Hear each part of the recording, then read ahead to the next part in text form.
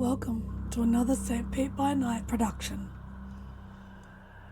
The following is rated for mature audiences and may contain graphic themes that will be distressing to some viewers.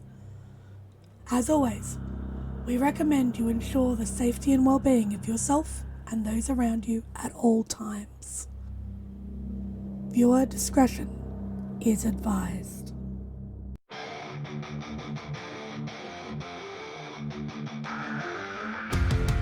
In the heart of night, we rise from shadows, calling at the moon, igniting our battles, cleansing Gaia of an endless fight, until our final days we will fight. Thanks, man, we stand united as one.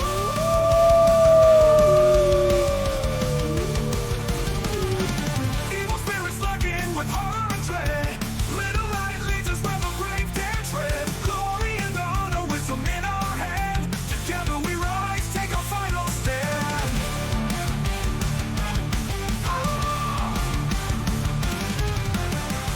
Everywhere we run, the wind is at our back. All the worm forces we will track. From the depths of the ocean to the clouds in the sky, vampires tremble as we learn to fight. Rage across Tampa, in this fight we'll stay.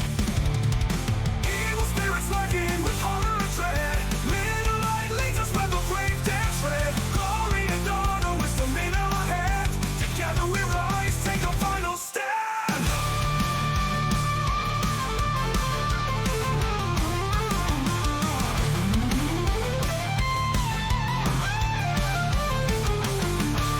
Rage across Tampa, in this fight we'll stay. Everywhere with the pack, let the night be our guide. In battles of honor, we shall never hide. We shall never hide.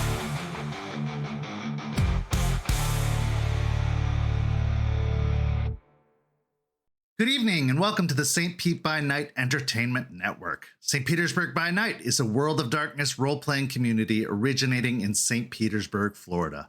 My name is Kent, also known as Kent on all social media, and I will be your storyteller tonight. It's Friday night, and you know what that means. It's time for Hounds, our Werewolf the Apocalypse 5th edition chronicle set in Tampa Bay, Florida, where a pack of young guru have traveled from Michigan to assist the Sept of the Evening Star in combating the forces of the worm, both physical and spiritual. You can follow St. Pete by Night on all of the social media listed in the description down below, and you can join our community by following that Discord link where you could take part in one of the many activities we have running all month long. We are now offering for players to run or play in 20th anniversary or Chronicles of Darkness games as well, so head on over and join our community today. Now let's introduce our players. Players, go ahead and introduce yourselves, if you please. Hi there, everyone. My name is Nikki, and tonight I will be playing Delphine Ruin Speaker, the Silent Strider Theurge. Hey everyone, it's me, that guy. Name's Jay. I'll be playing Forge from Failures. Okay. Hey everyone, I'm Lilith, and I'll be playing the cool, calm, kind, and considerate Juniper Kameen, Black Fairy Ragabash. Hey everyone, my name is Ben, and I'll be playing Raymond Gorn, the Ghost Council Philodox. That's the kind of energy you want going into a very important session of an operation. Just loving it. But let's get everybody caught up as to where we are now. Last week, we saw Ray and Juniper have a conversation after Juniper had some rather sarcastic remarks during their meeting with Artie, but they seemed to get to an understanding and on the same page. We then saw Ray, Juniper, and Delphine head into the swamp to make contact with a worm spirit to try and gather some more intelligence and information. But it seems that they got more than they expected, because while they did walk away with information, one of them, Raymond, walked away with a brand new scar an attachment to this worm spirit, but some interesting abilities that also come along with it. After the break, we saw Juniper and Delphine finally put the past to rest as they spoke about their families, their history, and the event in question that led to Juniper being haunted. True emotions were shared, apologies were given, and all was finally forgiven as their family said goodbye once and for all before passing on to the other side. And then in our final scene, we saw Ray speak with Jordan again in a rather tense confrontation where a decision was somewhat made, a path was somewhat laid, where Raymond is insistent that he is going to drive out the Bane that has been possessing Jordan. But the question is it too late? As he was told, if he does anything that doesn't resolve the issue, it will kill both the Bane and Jordan unless he finds a solution, a willing target to take on the Bane's energy. But this week, the pack heads out on a very important mission to intercept a shipment coming from Piney Point planned to leave the state. Let's get to it. Our scene begins in the pack's van, driving along the highway at a medium speed, or an expected speed, as they are tracking the route of the truck that is their target. Pack, your job is to intercept the truck without making too much of a fuss. You are to remove the cargo from the truck, and you are to allow the truck to carry on undeterred, just missing a little bit of extra cargo. You're also supposed to swap the manifests with the dummy manifest that Artie has provided to you that excludes the missing cargo. There are some important parts to this as well that you should make note of. Success hinges on the truck being stopped and the cargo being removed without drawing a great deal of attention. The cargo needs to be transferred or quarantined safely. The driver must remain unharmed and unaware. You must leave no trace. Anything other than that could lead to a partial success or an outright failure to the mission at hand. But that's not the only complication. As along the route, as you're beginning to drive the path, you receive a phone call, and the caller ID says Artie. As you pick up the phone, Artie says, "Hey, I know you guys are on the mission right now, but there's something important you should need to know. I've been keeping an eye on the truck as best as possible to make sure that everything is planned to move smoothly. But I received an important update. They switched the truck.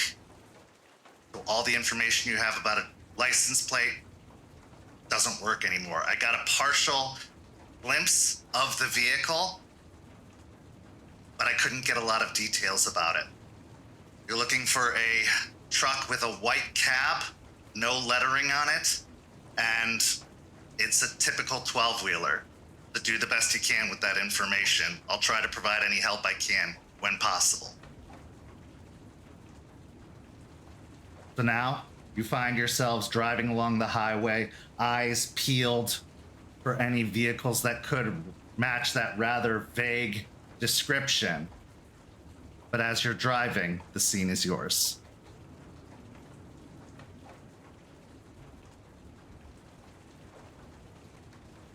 Delphine will probably be in the passengers. She will be riding shotgun, and I assume Ray will be driving.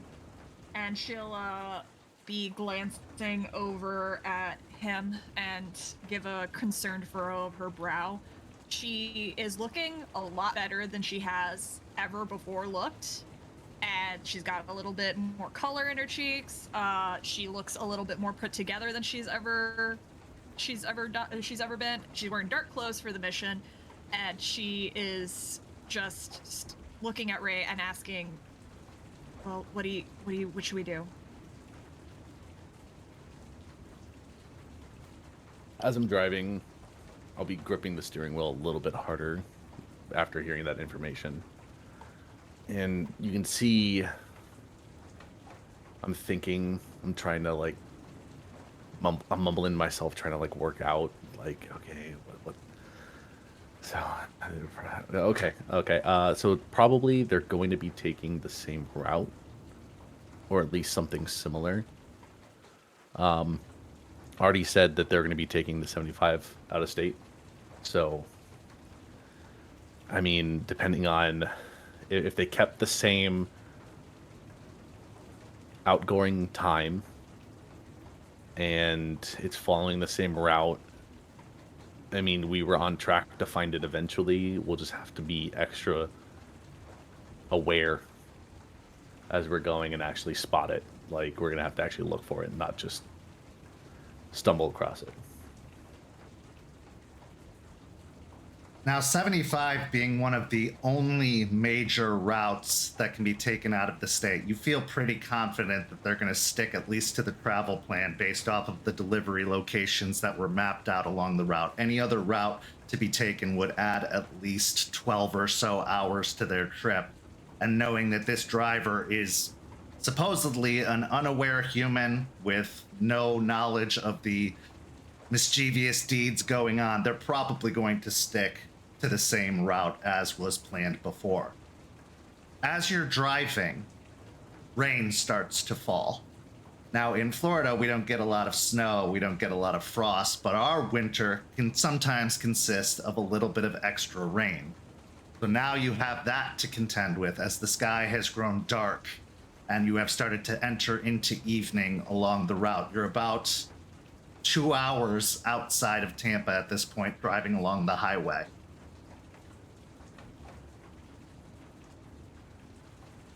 As the rain starts coming down and it's starting to kind of affect the vision and potentially spotting the vehicle, I want to activate sharpened senses, try to maybe hopefully counteract that. Okay, so calling upon your supernatural sense, the vision becomes a lot more clear, but the sound of the rain falling on the roof also becomes a little bit heavier, a little bit stronger as it hits the aluminum and plastic that makes up the roof of the van. But you do feel like you have at least an advantage now in trying to spot the truck.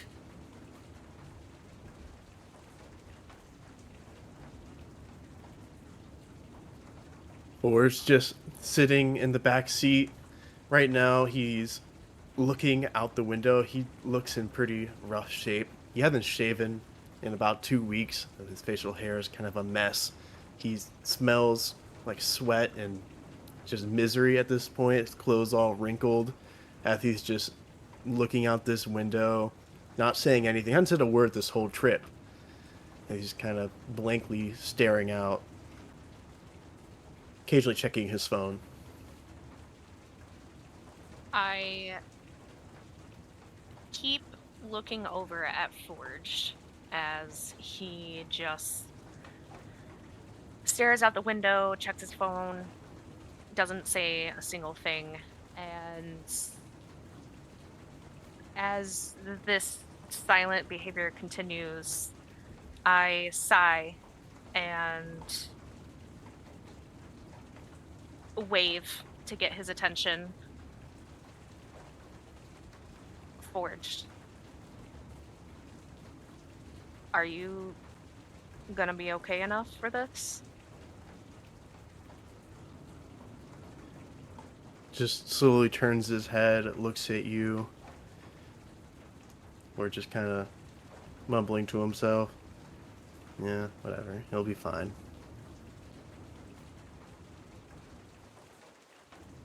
I spend a moment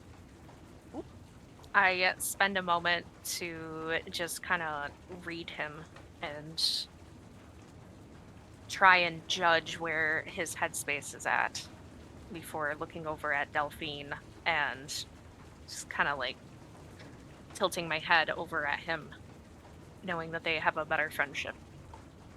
Delphine will meet Juniper's gaze through the rearview mirror and then turn in her seat to look at Forged. Hey, look at me. We're gonna figure your shit out, I promise. Whether we're gonna get this done, and then we're going to figure out what happened, and we're going to fucking get even.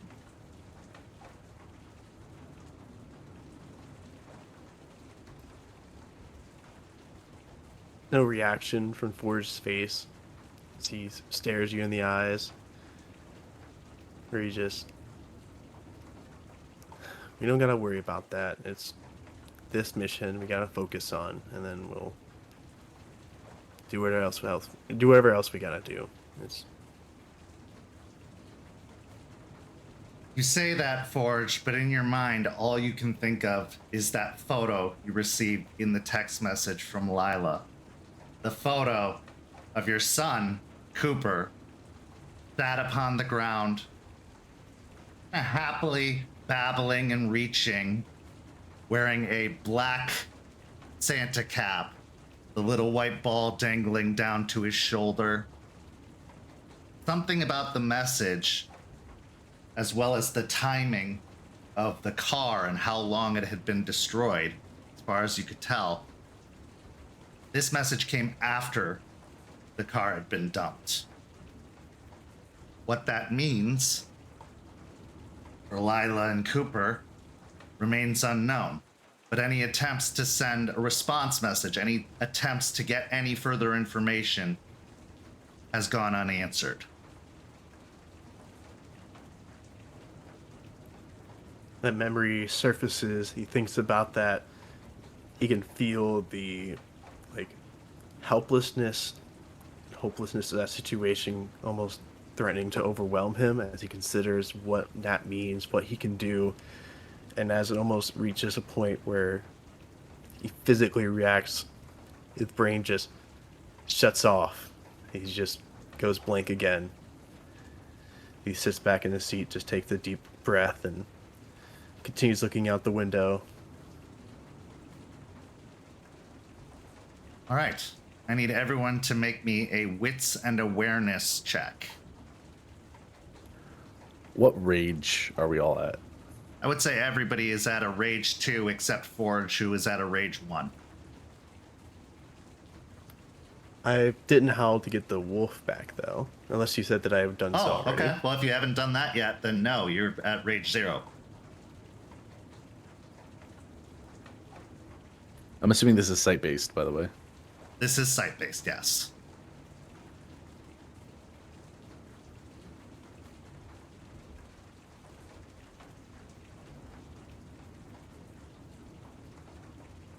I got 7 with a crit.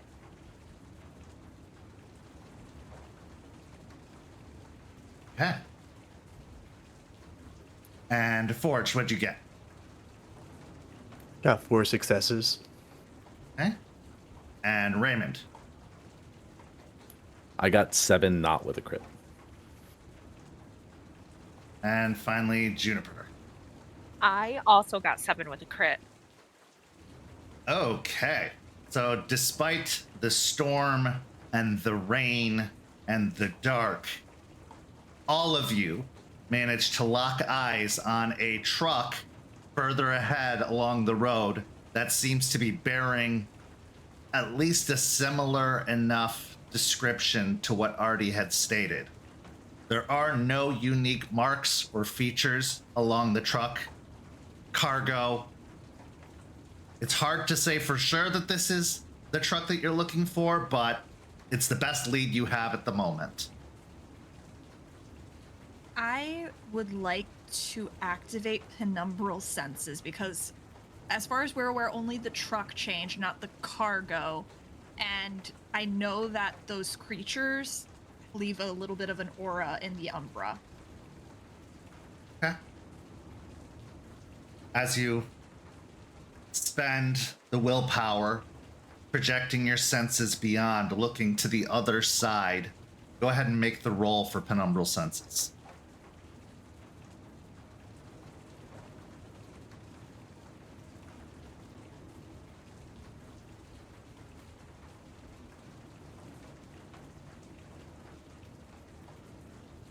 Five successes. Okay. So as you're looking to the other side, in the beyond, you see the rolling landscape that stretches out even further and more prominent than it does in your regular gaze as the photo negative of the Umbra lays over your previous visions. At first, nothing really takes your vision, nothing takes view. However, as you stare at the back of the truck, you see almost like a greenish yellow residue emanating from the back of the truck.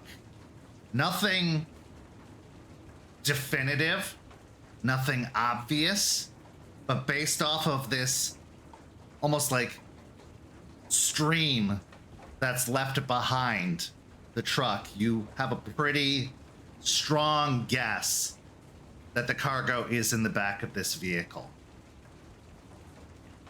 Delphine doesn't take her eyes off of this cargo truck as she speaks to Ray specifically and just says, "I think this is it. I see something in the other side. Not 100% sure, but I've got a pretty strong guess on this one." Okay. How far back am I from this truck? I would say, based off of Florida traffic and everything, you are probably 200 yards back, and there are probably 2 or 3 cars in between you and them. Okay. I will try to keep that distance. So I don't want to make it too obvious. I don't want to, get too close and maybe alert the driver about a random car following him for a super long distance. Is it also possible, can I read the license plate from where we are?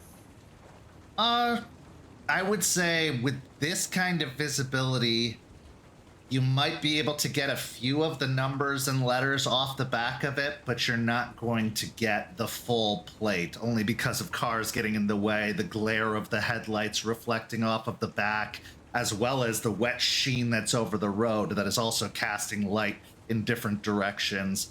But you can get at least a partial plate, yeah. Okay, because Artie said that he was able to get a partial plate too. Correct. Right?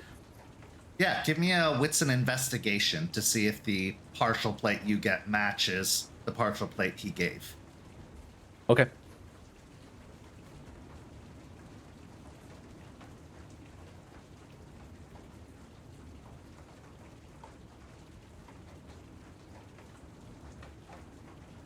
I got 5 successes.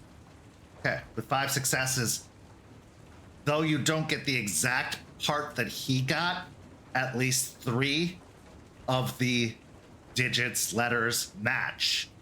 So you're pretty confident that this is a match. Okay. Staring at this thing, I'm going to, as I'm getting the partial plate,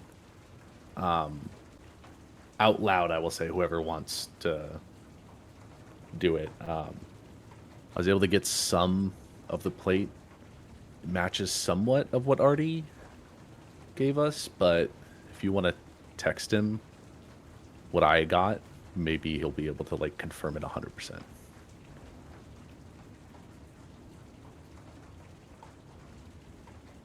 Juniper, could you text him? Yeah, I can then do that. Give me just a second and I'll pull out my phone. As you punch in the text with the information given to you by Raymond, it only takes about 30 seconds before you get a thumbs up emoji, a truck emoji, a plant emoji, like a a vine emoji, and then a zombie emoji. In the least amount of words I've ever had with somebody, he said that yes, that is the truck that holds the fungus that turns everybody into zombies. Okay, good. I trust you, Delphine, in what you saw, but double confirm. Not a bad idea. That's fair. You know, if we can get the car close enough, we could give the engine some problems and they'll have to pull over.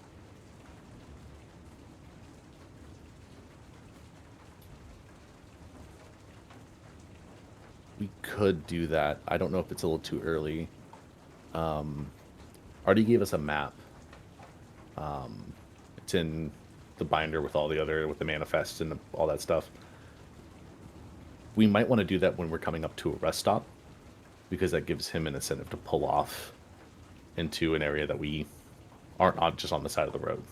We might have a little bit more control over the environment there. Okay. As you look over the map, you see that you're probably a good 10 miles away from the next rest stop that is marked on the map. Now, considering what you're dealing with here, the success of shutting down the engine will be based on how well your gremlin's gift works. If it works abundantly well, the truck is just going to shut down immediately.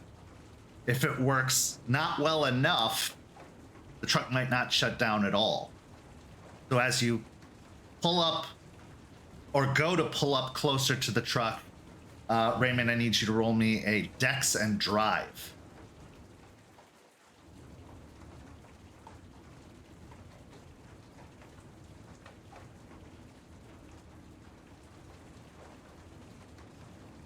Two successes. 2 successes. You try to maneuver the car through the traffic, but you find yourself getting cut off or boxed in more than you would like for the next 3 miles, only leaving about 7 miles left before you are able to get close enough to the truck to try and use your gift. So as you pull up to the truck, what do you do?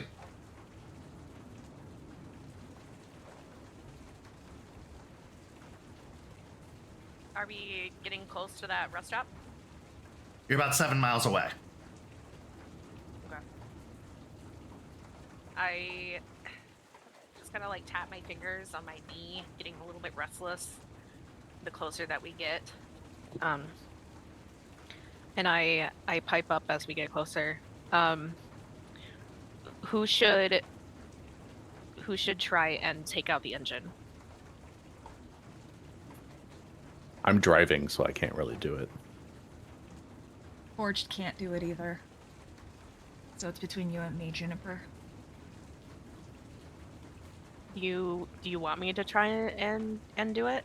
I know that you are using your senses right now, so I don't want to overwhelm you. She looks at the truck and she glances at the photo negativeness of their little area through the rear view mirror, kind of getting a little disoriented. Yeah, I think it might be best if you do it. All right, let me just scooch up here a little bit, and I'll like kind of center myself so that I can see better out the front windshield, and just basically just set myself up to do gremlins. Okay, so squeezing into the area between the front seat and the passenger seat, the front of the vehicle, you get a good sight of the truck up ahead. It's now basically kitty corner from you along the road. Go ahead and make a rage check to activate gremlins, and then a charisma and glory roll. I passed my rage check.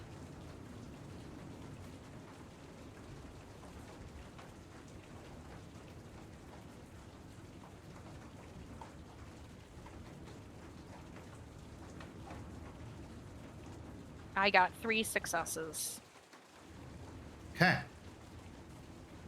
With 3 successes, as you call upon the gift, Delphine, on your side of things, you see the spirit of the engine chugging along, moving in its repetitive pattern. But then as Juniper calls upon the gift, you see several other spirits emerge and start climbing along the side of the vehicle. They look like almost like little imps to a certain degree, with little wings sprouting out of their back as they scramble along the vehicle. One of them kind of gives a cackle and a chuckle to the other, its shoulders rising and falling before it goes scrambling forward and diving into the hood of the vehicle. It takes a few minutes as you see a conflict happening between the engine and these impish havoc spirits. But after a short while, everyone hears an almost loud pop, despite the rain, despite the sounds of the other vehicles on the road. You hear a pop come from the engine of the truck up ahead, and a white smoke come peeling out of the front of the engine. After a moment, you see the hazard lights come on of the vehicle, and they start to pull off the road, getting onto the exit for the rest stop as planned.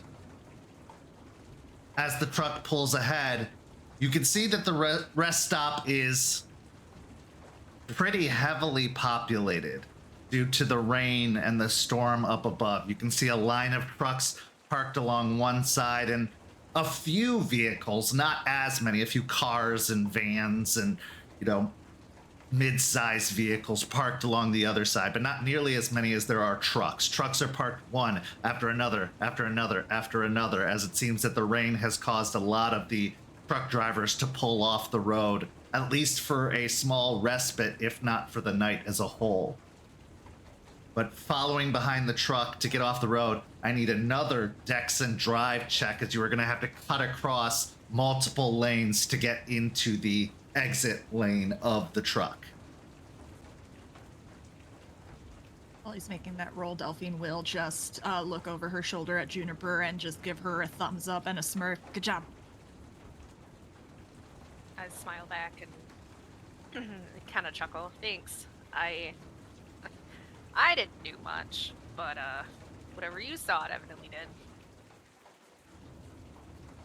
I spent a willpower. I got 3 successes. 3 successes. Okay. It's a pretty quick jerk of the wheel, and while you do cut off another driver who honks at you in the process, you don't make any kind of impact with them. They just end up staying the course, maybe jerking the wheel a little bit, causing the headlights to bob slightly, but you do manage to make it to the exit without running off the road, without hitting another vehicle before you pull into the rest stop. As you pull off the side of the road into the rest stop, seeing all those trucks lined up, you see the truck that you're following pulls into one of the only remaining open spots, which seems to be sandwiched between 2 other trucks, giving a little bit of room in between for somebody to move through if they needed to, but it is pretty tightly packed in overall. So enough room for, people to walk through, but not a lot of great room behind that. However, the back of the truck, which is where you're most invested, is clear enough for cargo to be unloaded or anything to happen that needs to happen.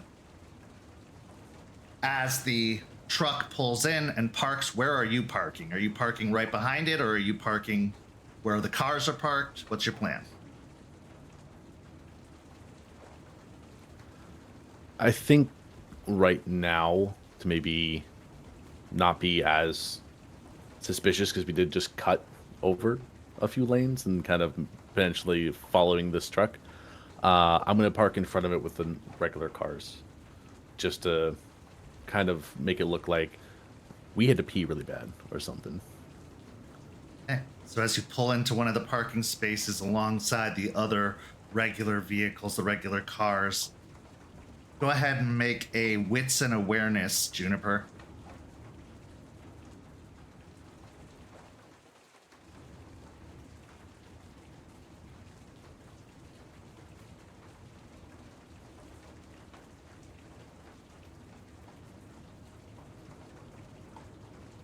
Four successes, no crit. Watching the truck, you see the driver pop out of the truck and actually grab a cell phone out of their pocket and start fishing it out, preparing to dial.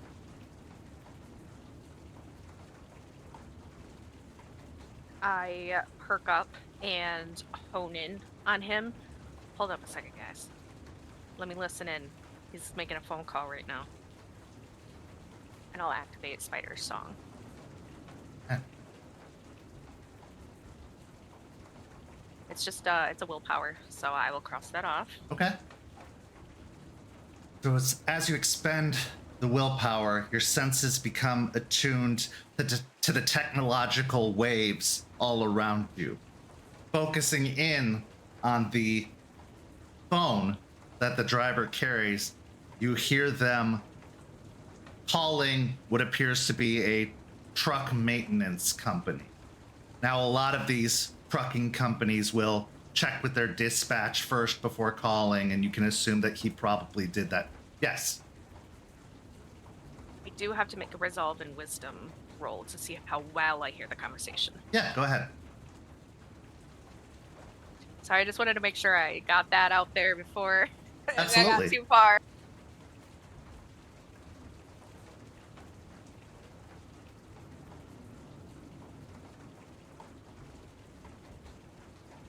Another 3 successes. Okay, with 3 successes, you get enough of the conversation to figure out approximately what's going on.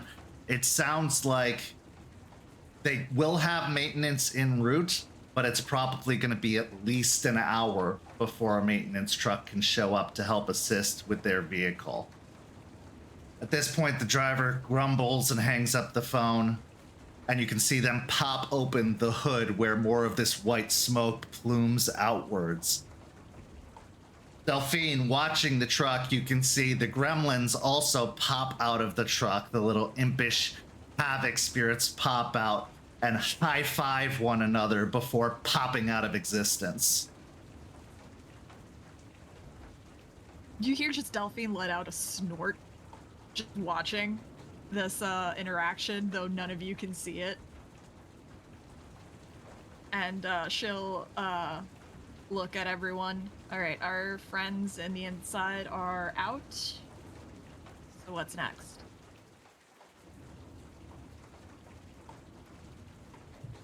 Well, it looks like he might spend some time looking at the engine, trying to see if he can figure out what's going on. We can try to make a move now, but I don't know if him being out there when we're trying to get in, and I'm going to have to move the car, so he might also see me moving the car. I don't know if right now it's a good idea. Well, this is a rest stop, and there are people walking around. So it's not totally suspicious if we get out of the car and start walking around and look and like surveying the area a little bit. Yeah, we can do that. Yeah, I definitely agree that we should await and then let him process through all of that before sighing and locking himself up in his cab until he can wait. And then, what Delphine said, we should do a little bit of scoping and then go from there. If we can make this as quiet as possible, like during the entire thing, regardless of people seeing us, that would be probably ideal. I can make it completely silent for as long as we need it to. But visually, I can't make us invisible, so. Can I see if the other trucks, if it looks like they're occupied currently? Sure. Give me a wits and investigation. It is fairly dark, so the difficulty is going to be higher, but you can attempt for sure.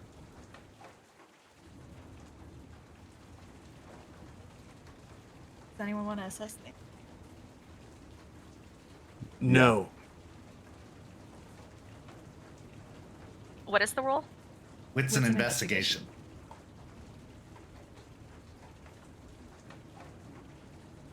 I will help you. And maybe no, our leader with their sharpened senses. Here. Okay, I missed that part. I'm gonna spend a willpower. Okay, with the willpower spent, it's only 4 successes. Okay. As you're looking over the other trucks across the way from you, there's a grassy field with a couple of trees in it between you and them, as well as some concrete sidewalks. You don't see a lot of individuals out moving about, especially with the rain falling down. But you do see that some of the cabs have lights on in the cabs, or the running lights are on, which usually means that the air conditioning is blowing or the heat is blowing within the vehicle, that the engine is still kind of on for the purposes of them staying the night or just resting for a little while. So you see that, I would say, out of the 15 trucks that are parked alongside or in the same row as the truck you're looking for, about 8 of them seem to be actively occupied right now with awake individuals. The others seem to be dark, having been turned off for the night. And how well illuminated is the area that he's parked in? There is parking lot lights around the area, but I would say it provides more light at the front of the vehicles than it does at the back. There are more pools of shadow and darkness at the back. The sheen off the road, though, does provide some light from the passing headlights of other vehicles driving along the highway. I kind of have an idea. I mean, whenever we do this, there are people that are actively in the other trucks. If we don't want to be seen, if we want to minimize risk of being seen, we can try sending the gremlins out again and potentially taking out the lights around that truck. I mean, wouldn't that just potentially draw more eyes? It's kind of more noticeable when a light suddenly goes out. I mean, if you just don't want to be seen, just dress up like a homeless guy and start walking around asking for money. The last thing, anytime there's any homeless person around, first thing people do is avoid them. They don't look at them at all, pretend they're not there. So, just do that and you won't be noticed. Did we bring any extra clothes? I mean, and she kind of looks over at Forged, who already smells bad, who already has the unshaved face and probably not wearing clean clothes at all. Now, I will mention that you are at a rest stop along an open stretch of highway, so there isn't necessarily any exits to any urban areas within 10 or 15 miles of here. So it's possible, but it's going to have to be a pretty convincing argument for a homeless person to be out in the middle of the highway this far away from any kind of services. Not impossible, but difficult.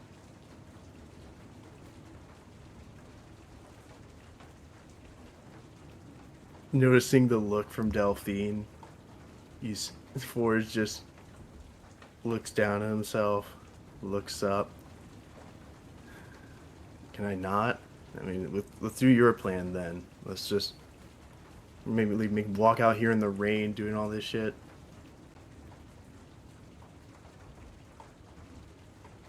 She sighs a little bit at him and just looks at Ray. What do you think?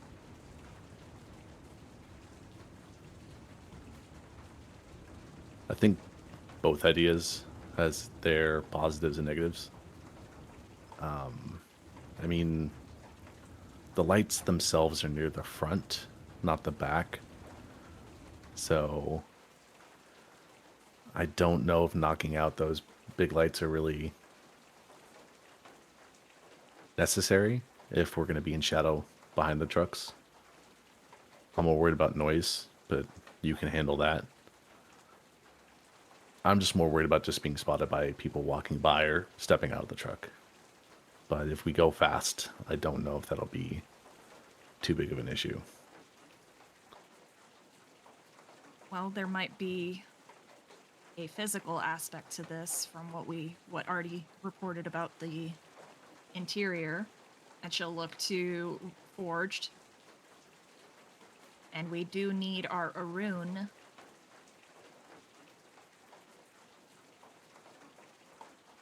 Well, Juniper's a better fighter than me, so just get her to do it. You're the one that killed everything in the last mission we had, and I did butt fuck nothing. So, don't really know where you're getting that from, bestie.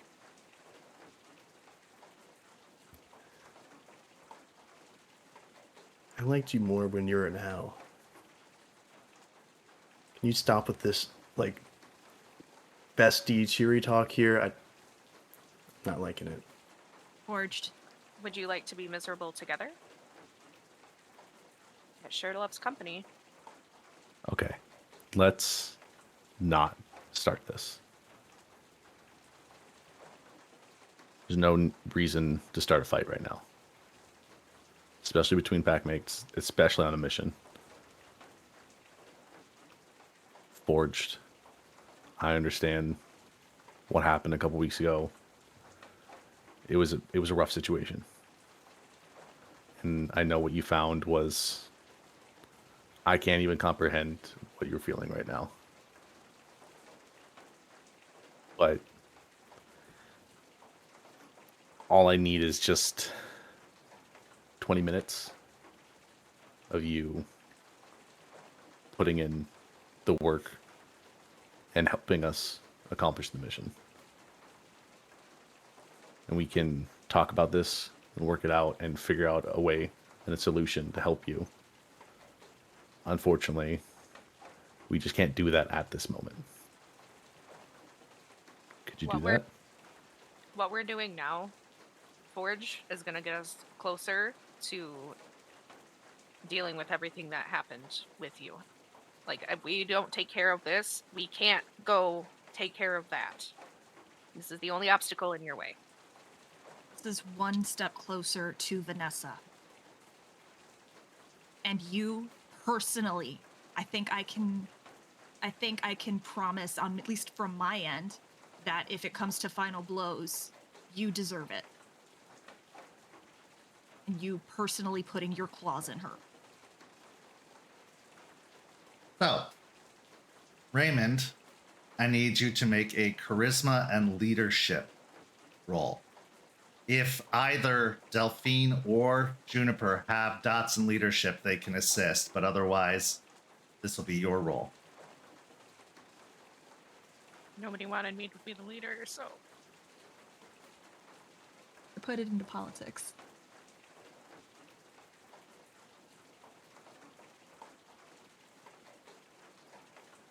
Three successes?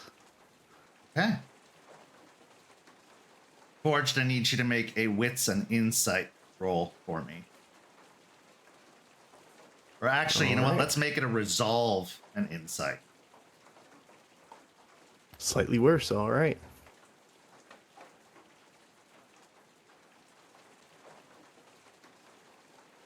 5 with a crit. You can proceed however you would like to proceed. But for the other two, because of the 3 successes from Raymond, all 3 of you can regain a superficial willpower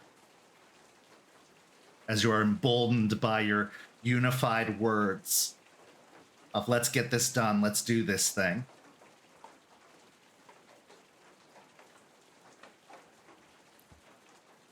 Forge sits up in his seat, cracks his neck a little bit. He'll just say, if it gets us out here faster, I'll do whatever you need me to do. Just tell me whatever.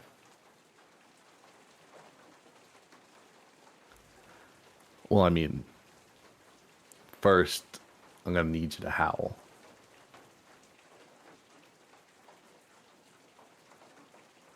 There's a hesitation. He kind of looks around.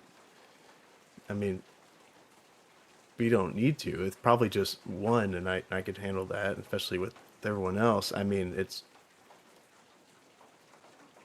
Forge, please.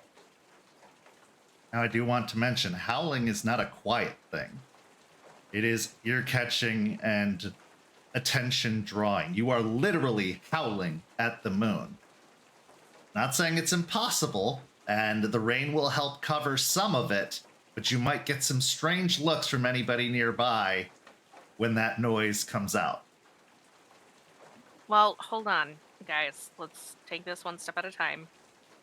Forge is already willing to help out, but howling at the moon is very loud.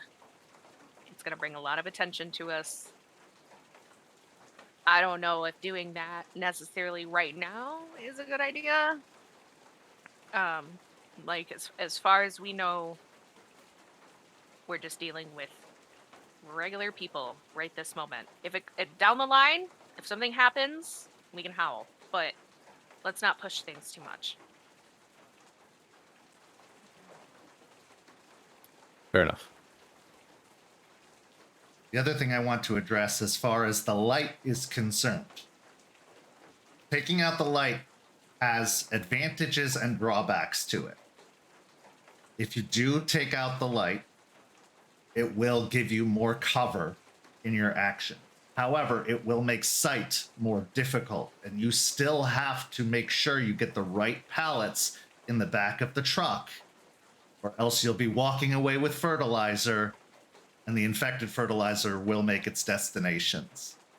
So you have a benefit in the fact that it'll make stealth and everything a lot easier with the darkness, but it will make sight more difficult. So consider that in your planning.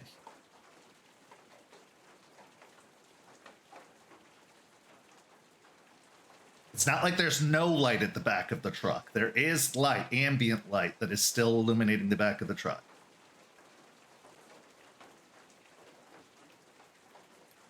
Is the driver still messing with the engine, or has he gone back inside his cab?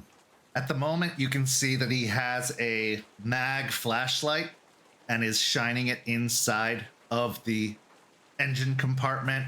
It looks like the white smoke has stopped for the moment, and that he is inspecting.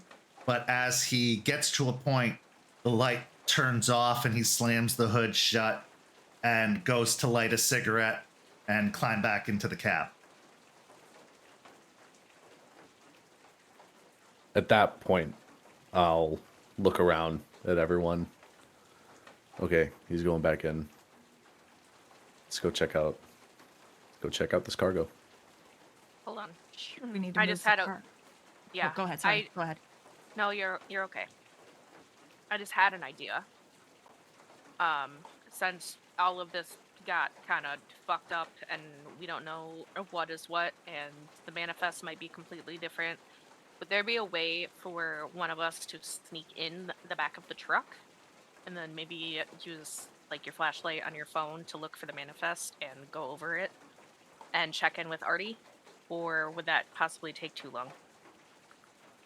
So I will say the manifest will be in the cab of the truck with the driver, but you can check the tags on the different pallets to match the manifest information you have which shows which of those pallets are infected, which ones contain the infected product. So it's not a completely terrible idea. You can still figure out which ones are infected, and if they're still in the position you need them to be in the back of the truck, at the very, very back of the truck itself, and you can start that process. But to get the manifest, it will be in the front of the truck with the driver at the moment. So 2 things with that. Remember, Artie gave us an idea of where it's at. He laid out where the infected pallets were inside the back of the truck. If they didn't change the layout, we have a pretty good idea where these pallets are. Yeah, And I'm just also, I worried can that- see in the dark. Oh, well, that's good to know. But I'm just worried that they completely changed everything and rearranged everything. Like, that's my only concern about all of this. Because if they changed trucks, who knows what else they've changed about this. Here's the real question: who's going in the cab? I mean, The cab? there's plenty of rest stops that have service people at them that go up to trucks and ask if they want a companion for the night. So it's a real popular thing up in Michigan, kind of like on the south border between that and like Indiana, Ohio. My parents Are you warned me about it. Are you saying one of us should? I'm not doing that. I'm gonna go to the back. I'm gonna go to the back and keep things quiet.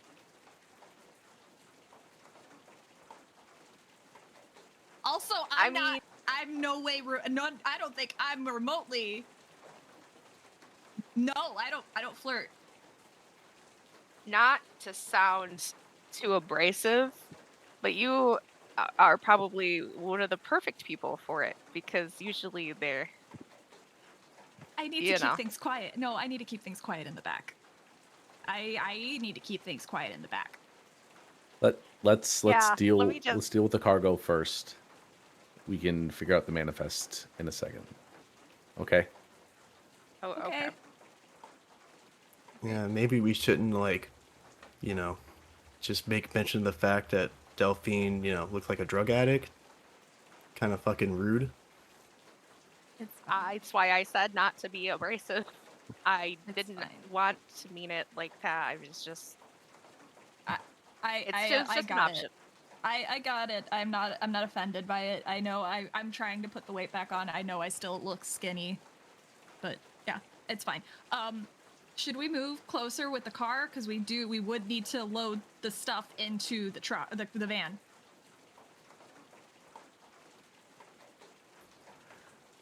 Yeah, I mean, is the parking spot that the truck driver parked in, is it like near the middle of the pack of trucks, or is it kind of near one end or the other? I'd say it's closer to one end than the middle, but it is still in between several trucks. It's not the very end. So I'd say it's probably about 4 spots in from the end, but every spot is filled. Every truck spot is filled.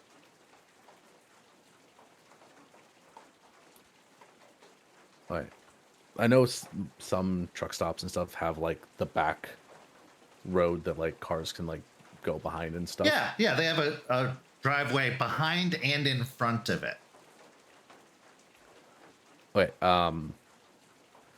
Yeah, I'll turn back on the car, and pull out and make it look like I'm driving back on the freeway, and then as I'm getting close, if I can see that like no cars are following me or anything like that, I want to turn off the road to go behind the trucks and then turn off my lights. And as I do that, to be sure I can see while I'm driving, I'm going to activate Eyes of the Owl. Okay. As you activate, Right. oh, go ahead. I was gonna say, if this is another drive check, can I assist? It is going to be a manipulation drive check. Eyes of the Owl, while it has its benefit, also has its drawbacks, as it does cause your eyes to glow yellow. when you are activating it. So you can do it, and it's not going to be a problem yet. But if you keep it active and somebody sees you, that is going to be surprising, to say the very least.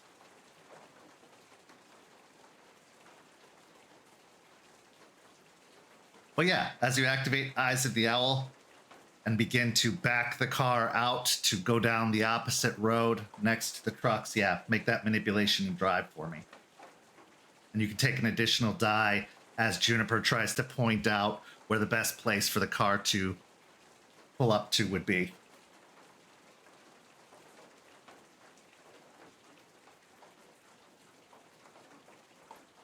Three successes. Keeping the headlights turned off so as not to give any signal as to what you're doing, you back the vehicle out of your parking spot, having to go in opposite direction as you came in so as to get the best approach to the truck. You pull up behind the truck itself, using as much cover as you can from other nearby parked trucks or from the highway itself, as there are also trucks parked along the edge. That's how full this particular rest stop is. You drive into what you believe is the most ideal position.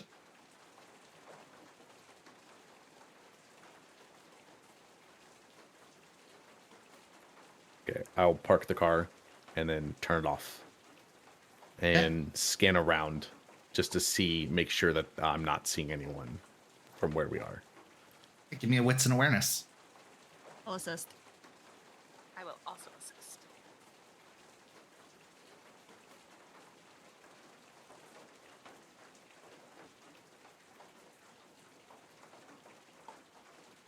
And yes, this is site-based, obviously, so you can include that.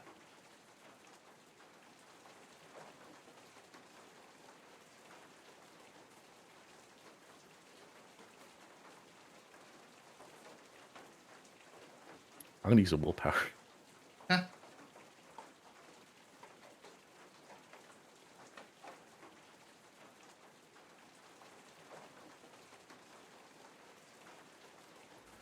On 10 dice, I got 3 successes.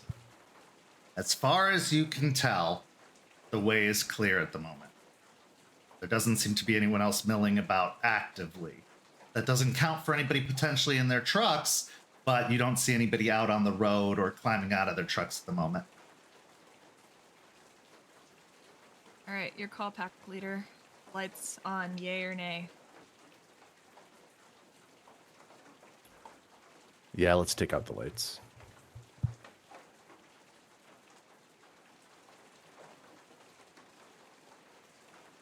All right, let's do it. Juniper, do you want to do it again? Your gremlins are kind of entertaining. Oh yeah, for sure, for sure. You know what? Actually, this time I might watch them too.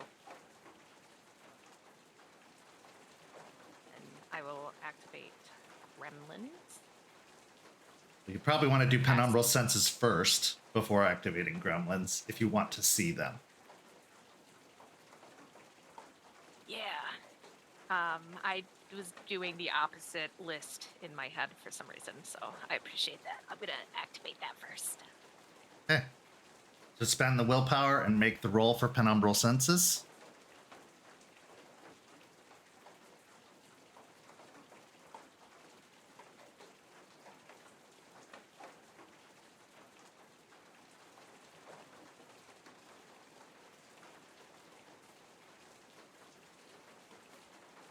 Six successes with a crit. Okay. Yes, you can see very actively. And then make the rage check and charisma and glory to activate the gremlins.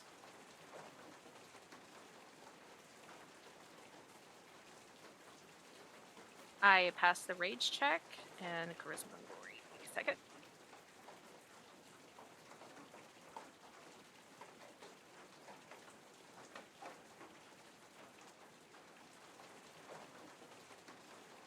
That one was only 3 successes. Okay.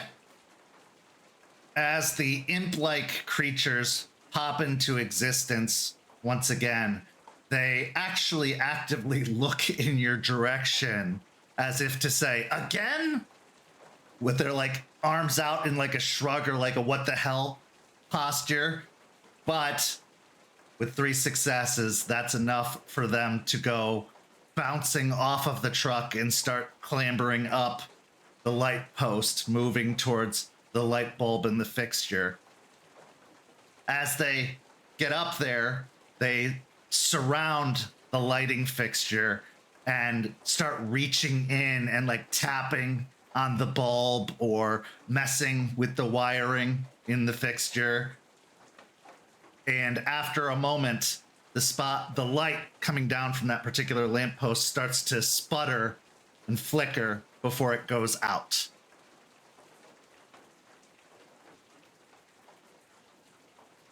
You are successful. The area is plunged into darkness. I just smile as I watch them, and I say, I see exactly what you mean, Delphine. They're pretty cute, and they're pretty entertaining to watch. The gremlins then leap off of the lighting post in almost like a swan dive pattern, and as they're just about to hit the cement, they poof out of existence. All right. Okay, it's go time. Let's go. So what's the plan here before we just go? I would assume it would be breaking into the truck while I silence the area. Okay. All right, yeah. So as you climb... Oh, go ahead. Unless pack leader has other suggestion. Well, let's see how it's locked first before we just go breaking everything. I mean, usually trucks like this only have like a clasp to them. There's not really like a lock, but you know, it is. It's a different kind of truck, so. Let's go look at the truck first and see what we're dealing with. And then if we need to break in, we need to break in. If not, you know, I might be able to finagle my way in. I know Forge is also pretty good at messing with locks and stuff, so. Rory with better, but Yeah. So at this point, you climb out of the van and start moving towards the back of the truck. As you climb out of the truck, the rain is coming down. You can hear a rumble of thunder off in the distance. You can see puddles forming on the pavement as the droplets hit and spread out in that Jurassic Park pattern. But you climb out of the vehicle, and looking towards the back of the truck, you don't even need to make a roll for this. You do see the kind of clasp that Juniper is talking about, but as the clasp is connected to the actual bumper or step up, that iron piece that steps up, you can see that there is a padlock holding it closed.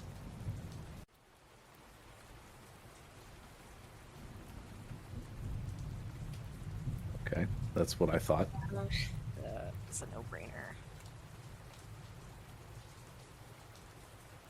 Now, the driver likely has the keys to the padlock and would need to unlock it every time they stop somewhere, but because of the possibility that they're stopping at truck stops, they wouldn't want any sticky-fingered individuals climbing into the back of their truck.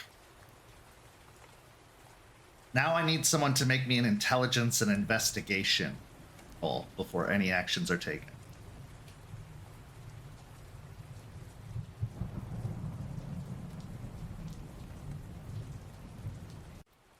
I have a 4 dice pool. Who has? I got 5. Forge is not rolling, but he will hesitantly help whoever is doing it. Yeah, Juniper is definitely in the help category here. All right, help Ray.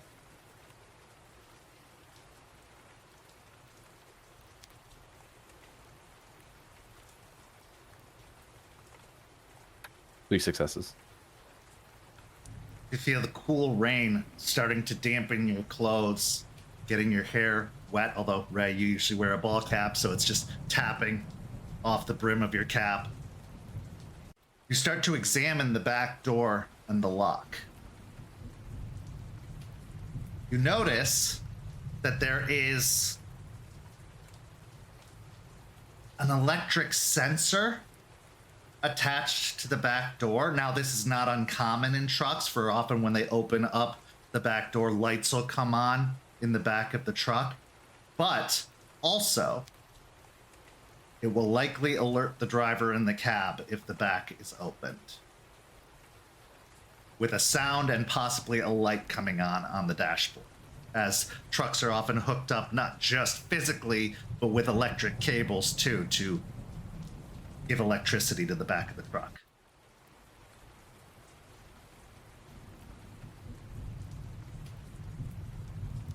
Staring at the truck and looking at the door, I'll notice that. And in the dark, you probably won't be able to see the slight grimace across his face. But in his voice, you'll hear a little bit of a disappointment. There's a sensor on the door. If we open it, it'll probably alert the driver.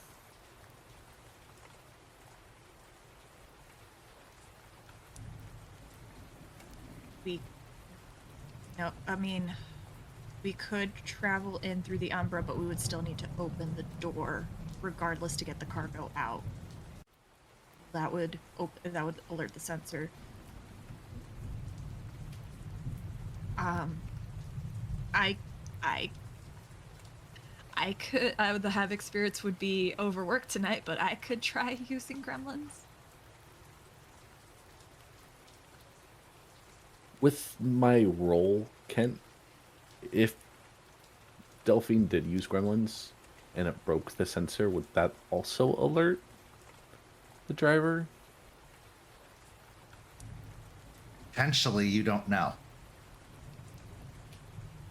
Although the truck is having maintenance issues, so maybe that wouldn't be unusual, or it'd just be one in a line of other issues that the truck is having currently, but that doesn't mean it wouldn't necessarily cause them to want to investigate.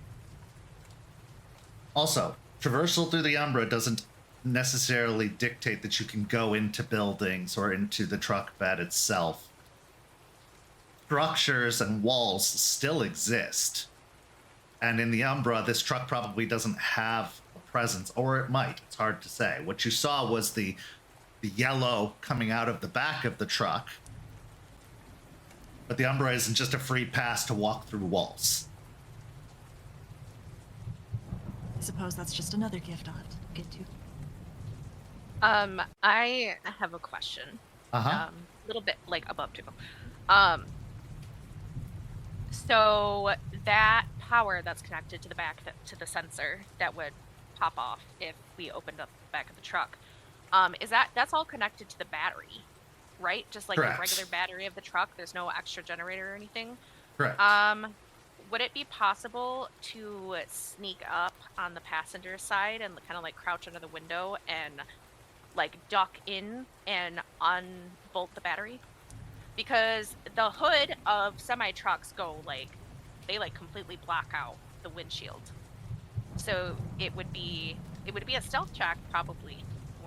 It very much would be a stealth check, but also the driver will see the hood go up, which would I probably. thought the hood was still up. No, he closed it before he got in the cab. Oh, I missed that. Damn it! I don't know what's going on with me tonight. Sorry. No, the hood is currently closed. Okay, that changes everything. Now, if the driver were to say not be at the truck, that opens up a whole lot of options. But that may either require waiting to see if they go to the bathroom, which buys more time for the maintenance crew to arrive, or somebody gives them a reason to leave.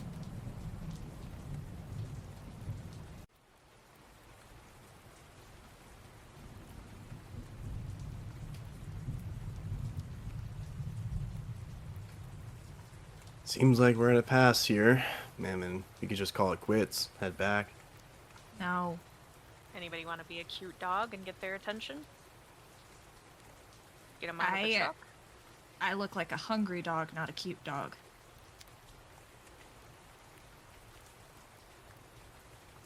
Anybody look like a really cute dog? It's in this moment that Delphine realizes she has never seen Ray in his lupus form. And she just looks at him. You look like a wolf or... There'll be silence for like 10 seconds.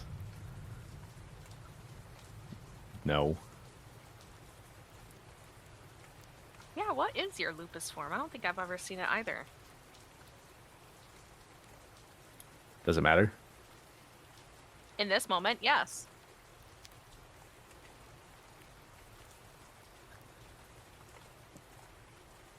Let a big sigh.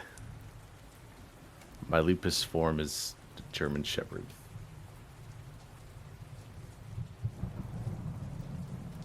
I just make sure to not drop my jaw in shock. But I definitely like emotionally stumble a bit at hearing that because German Shepherds are adorable. Now that's German Shepherd-esque. You don't look exactly like a German Shepherd. You look like a very, very shaggy wolf dog. German Shepherd coloring, maybe.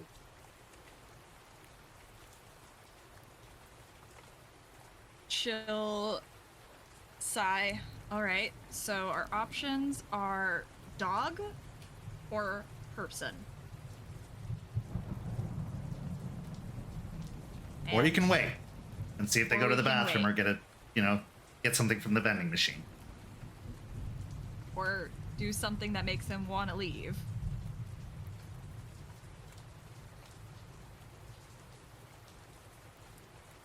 What kind of phone did he have? Well, smartphone, it was hard to tell. You couldn't see it that well. Basically pulled a little black thing out of his pocket. And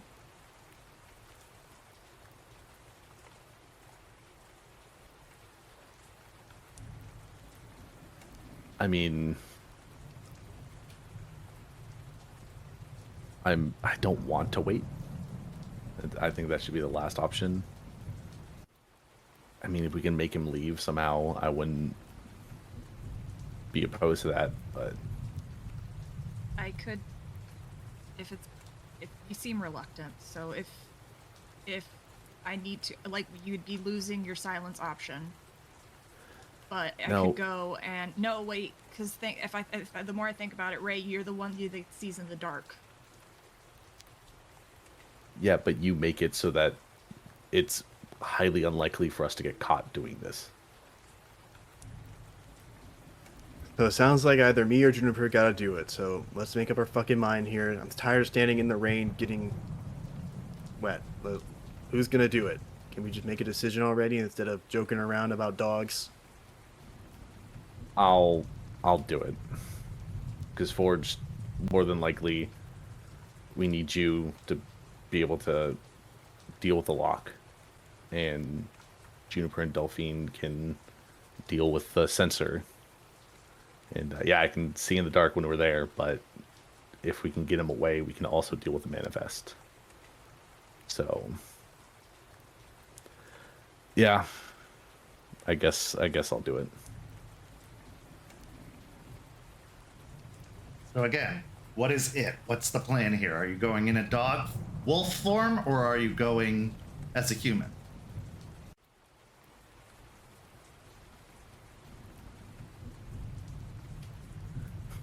Does a dog make me more charismatic? Oh.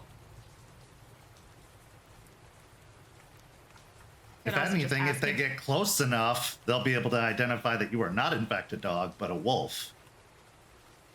You could also, Ray, just go up as a person, see if he can bum you anything.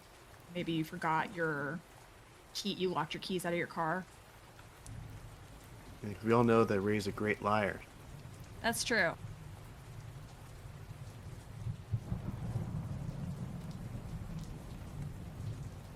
Fine, I'll do it. Let me just. Do Do we bring anything extra? Like, is there a flannel in here or something? Sure. Thank you. So I will take a moment to go back to our truck and like, how do I put this? Just kind of like rough myself up a little bit, make my hair like a little bit more like frazzled, put on the flannel, make sure that it's like soaking wet, make sure I look like a miserable girl in the middle of a rest stop that's clearly having a bad time. Yeah. Easy enough. And, doesn't take very long. I mean, you're standing out in the rain as is, so if you put the shirt on, if you're out here even just a few minutes, it gets wet pretty quickly. Yeah. I'm gonna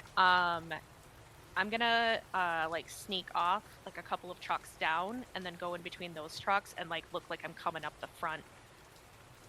Just Sure. try to like look like I'm looking for somebody, and then I'll spot him and like wave my hand. Yeah, okay. So as you move a couple of trucks down and start skirting up the side, you reach the sidewalk and start walking along the sidewalk towards the front of that truck. Give me a manipulation and subterfuge so you don't look like, oh, here I am, totally nonchalant. Not suspicious at all.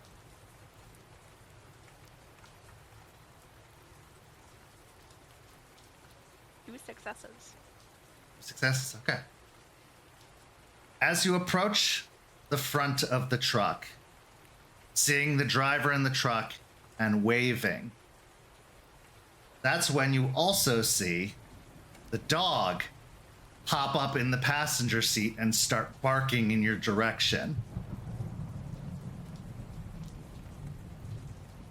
The dog is a pit bull, looks like a rescue.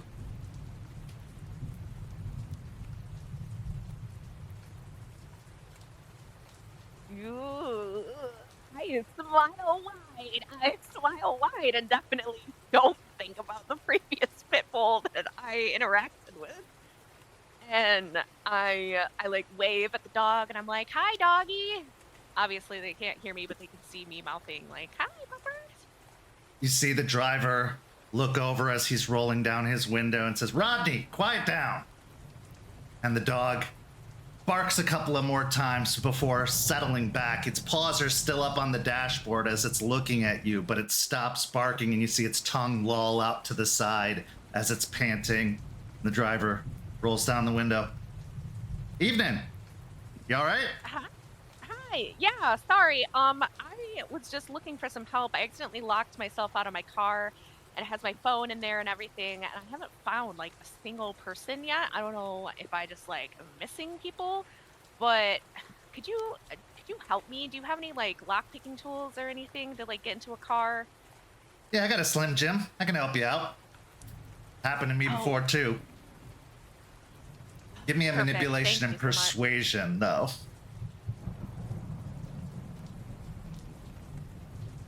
Because either he's going to give you the Slim Jim to go do it yourself, or he will hop out of the truck to come help.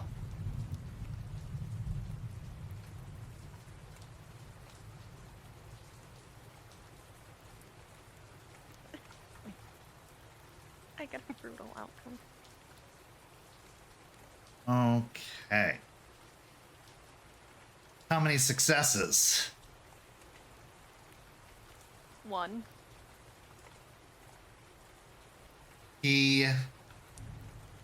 Let's see what your compulsion is first.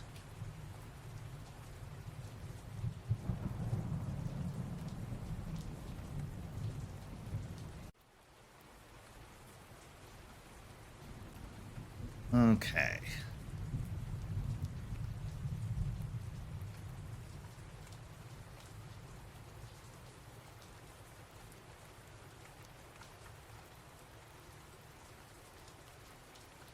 Go ahead and roll me a d10 really quick. I rolled a 3. Feral instincts. Returning to an animalistic state, the guru regresses to a point where speech is hard, clothes are uncomfortable, and arguments are best settled with teeth and claws. For one scene, the character gains a 3 dice penalty to all rolls involving manipulation and intelligence. They can only speak in one-word sentences during this time.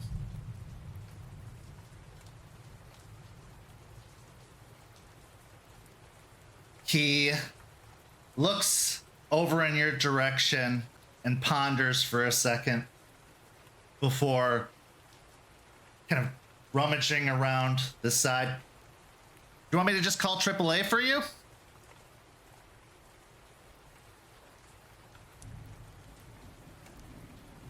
I shake my head no very vigorously.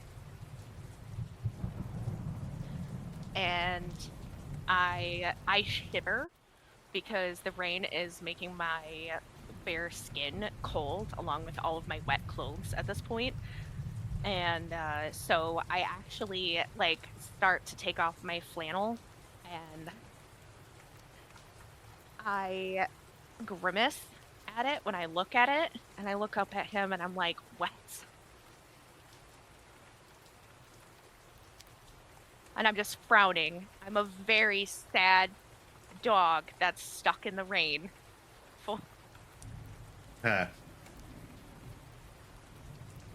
I will give you a chance to roll charisma and subterfuge, which does not suffer the penalty, to try and look pathetic enough to garner some sympathy here.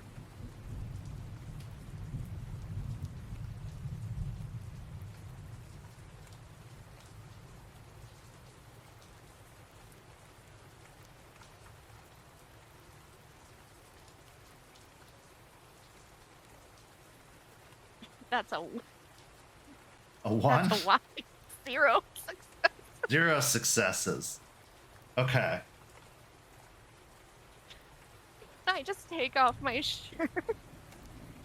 Take off my shirt. And just ignore those 0 successes. He gives a bewildered look in your direction. It's like, what are you doing, girl?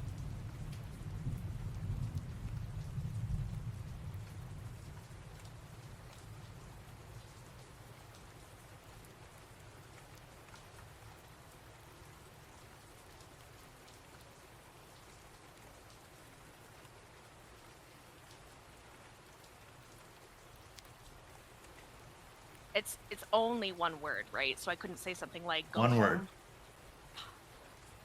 Okay. Give me a second, because IRL person playing the character has to. Okay, like, so we'll go to the I'm back of the okay. truck while all this is happening. Thank you. So at the back of the truck, the 3 of you are watching along the opening between the sides of the truck, and you can hear this conversation plain as day, as it's only, at most 30 or 40 feet away. Why is she taking her shirt off? Like, for once, Forge actually kind of perks up. No, actually, hold on. I think she's onto something.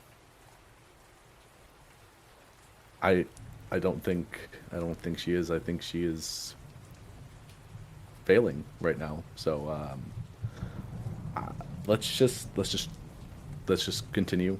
I guess just at this point, let's just do it. I'll turn off the. Should I deal with the sensor, Ray? Yeah. Deal with the center and Forged. Let's try to take care of this lock. All right, I'm gonna use my own gremlins. Okay.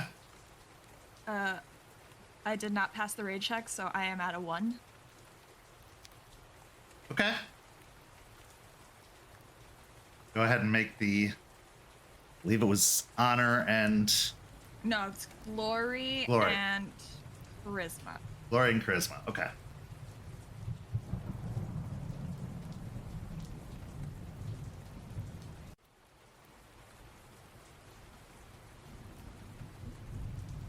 That's gonna be 2 successes for me. 2 successes, okay.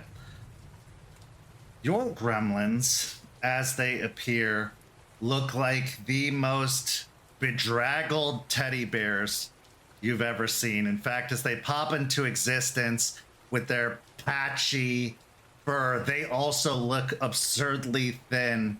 And is one of them smoking a cigarette? As they're looking up in your direction, rolling their eyes, the one drops the cigarette on the ground and stamps it out. And they just start kind of waddling their way over towards the vehicle. One of them climbs up onto the back and starts moving up towards the sensor at the top. And they actually reach into their fur and pull out what looks like a little hammer and just start smacking the sensor with the hammer. Then after a moment, they climb back down again, look at you, and then just gesture towards the truck like, ta-da, before they puff out of existence. Like a puff of smoke. Yeah. Even my gremlins are judging me. And she'll look at Ray and nod. We're good.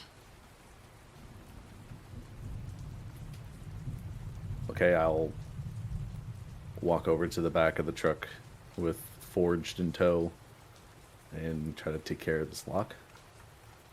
Okay, so I you can have two. try and pick it, but I mean, I'm not as good at picking it. I could just break it, but if I do that, it's gonna be pretty obvious someone broke the fucking lock. So, whenever you feel like.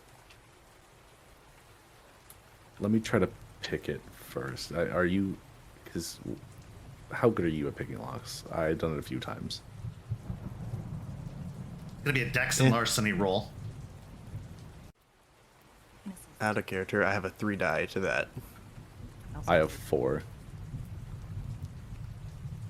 And I'll just, the 4 is just, I mean, I can help you, but that's about it.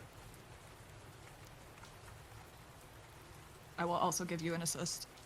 Okay, they get 2 assistance die on this as they can watch over and try and help and instruct if things look like they're not working out so well.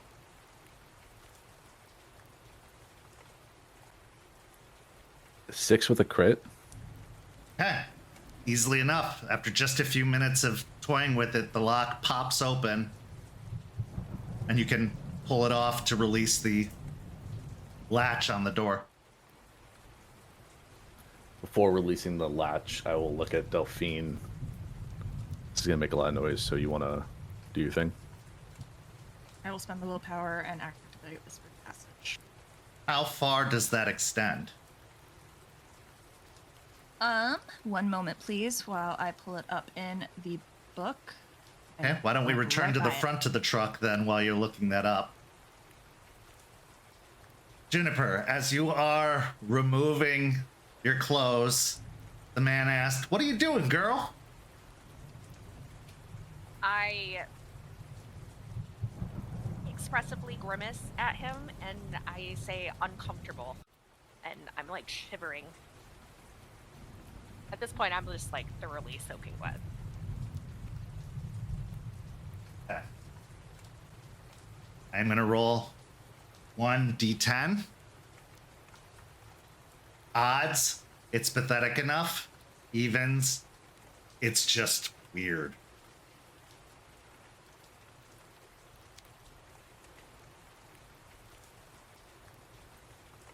At this point, you see the man open the door and climb out with an umbrella. It says, "Oh, you're a mess. Let's get you inside and get you some coffee." And starts walking up, holding the umbrella up for you.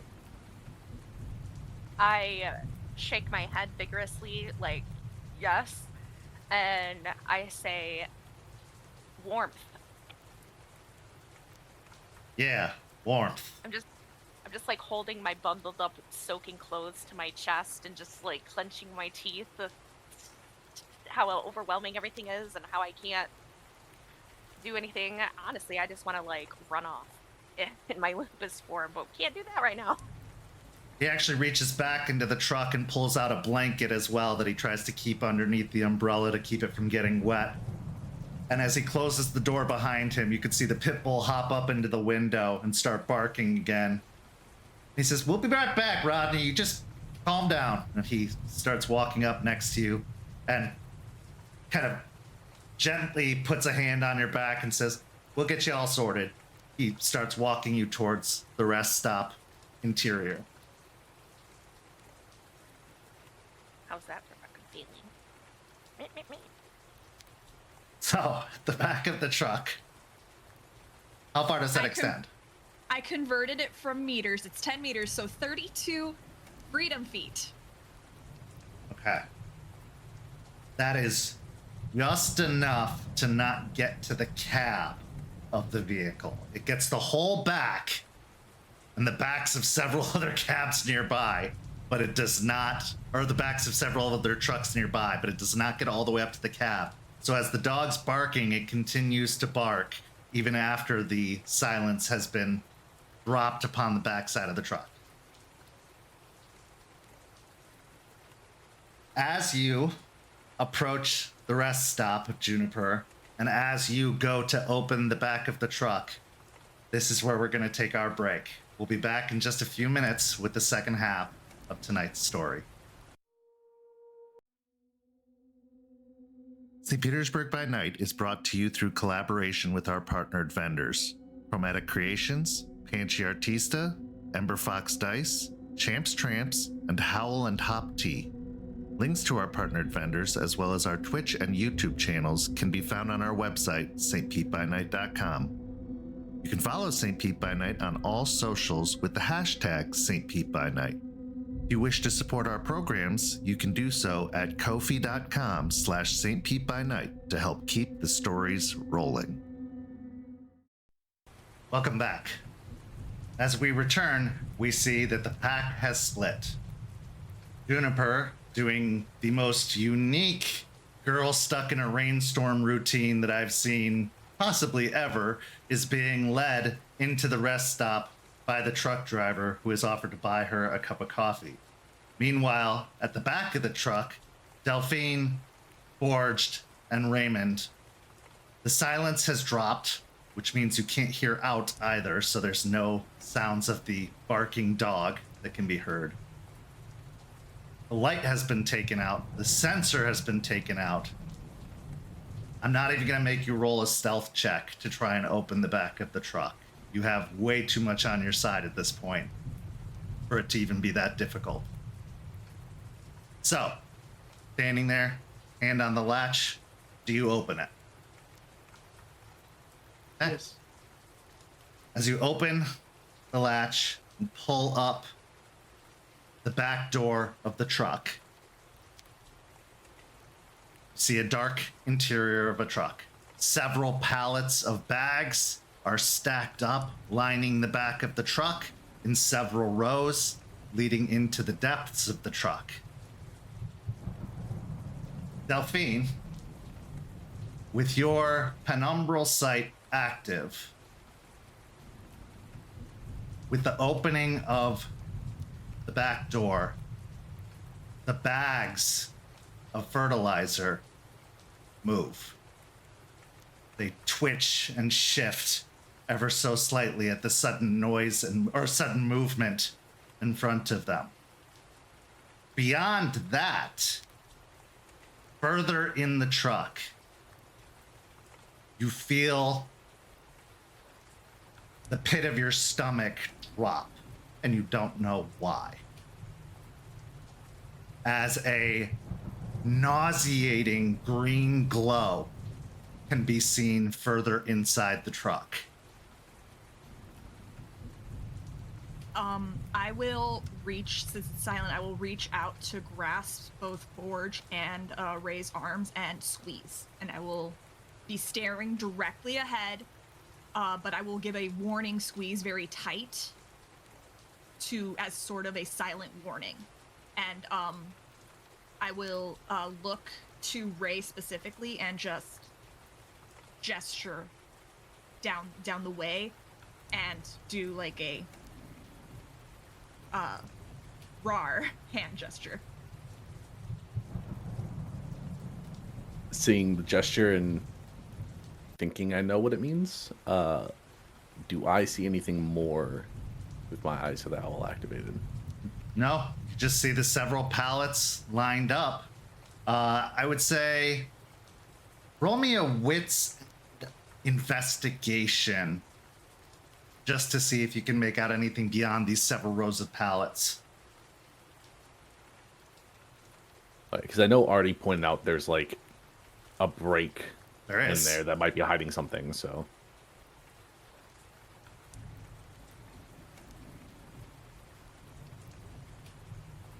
Four successes.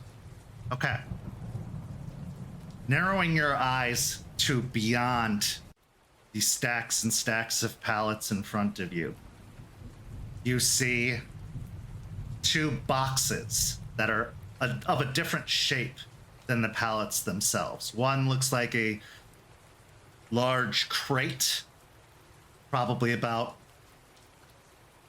let's say about 3 feet tall by 3 feet wide by 3 feet deep. And a footlocker is set atop that box.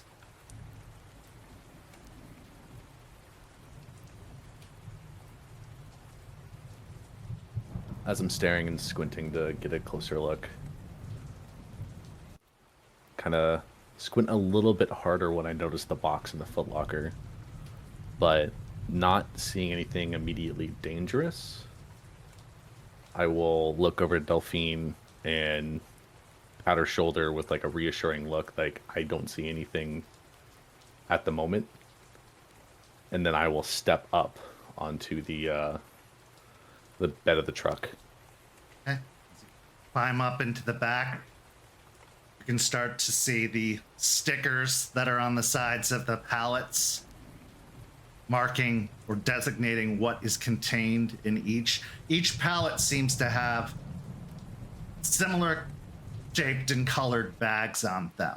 You can see that a couple have a slight difference to it, as if it's a different type of fertilizer, but overall, there's no clear designation between the infected and the clean fertilizer that you can tell. You would have to go solely off of the stickers and the tags and the way that the truck was loaded. In the Umbra, though, wasn't I? Where I was. You are seeing able to that- see, absolutely. You could see that 3 of the pallets have that same yellowy residue coming off of it, and those were the ones that shifted Gotcha. Okay. with movement as the truck opened. Unfortunately, having dealt with multiple truck drivers in the past, they don't always follow the form as it's been laid out to them. So 2 of the pallets are on the back, 1 of them is midway down the truck. Delphine will follow in, and she will start sneaking towards, and she's going to go ahead. She will start sneaking actively towards, making sure that Ray has her his full attention on her, so she can start patting, like just like patting the ones that she's seeing move in the Umbra. So I don't know if I need to make a stealth check. I was mainly. No, I mean, you Okay. guys are under silence and in the dark. There's no reason that anything would alert you or give you away. Okay, it's just I'm paranoid. For sure. But yeah, Delphine will start patting the ones that she sees are the infected ones in the Umbra. Now you can see that there is a dolly, and it's actually an electronic dolly that lifts the pallets up and pulls them out. It's got a little motor attached to it and a button that makes it move forward or back and lifts the arm up and down. There's also a ramp that can be pulled out of the undercarriage of the truck to allow one to use this dolly to get things in and out of the truck.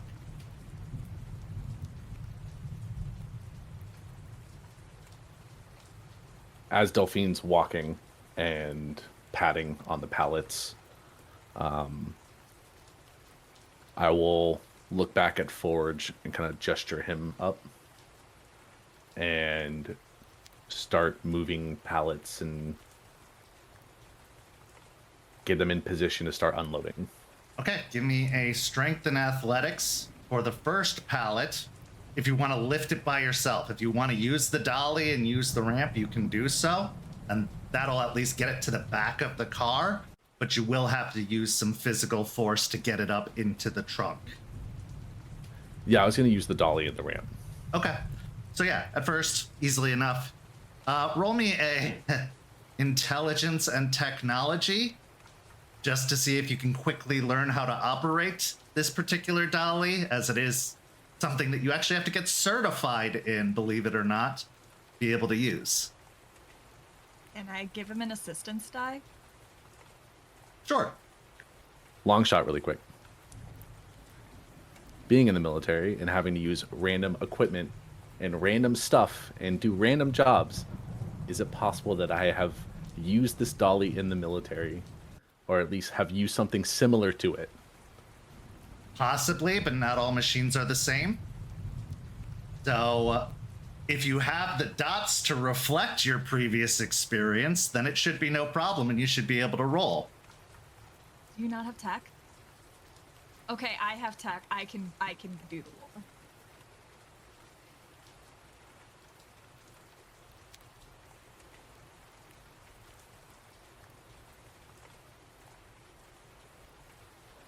That'll be 3 successes. 3 successes. Okay. Yeah, easily enough. You figure out really quickly what the buttons do and how they work, and you lift the pallet up with the fork-like arm of it off of the back of the truck. You wheel it down the ramp and pull it around to the back of the car. As you lift up the arm to position it approximately level with the back of your van, I need the two of you, Forged and Raymond, to make a strength and athletics check to try and move it off of the arm onto the van itself.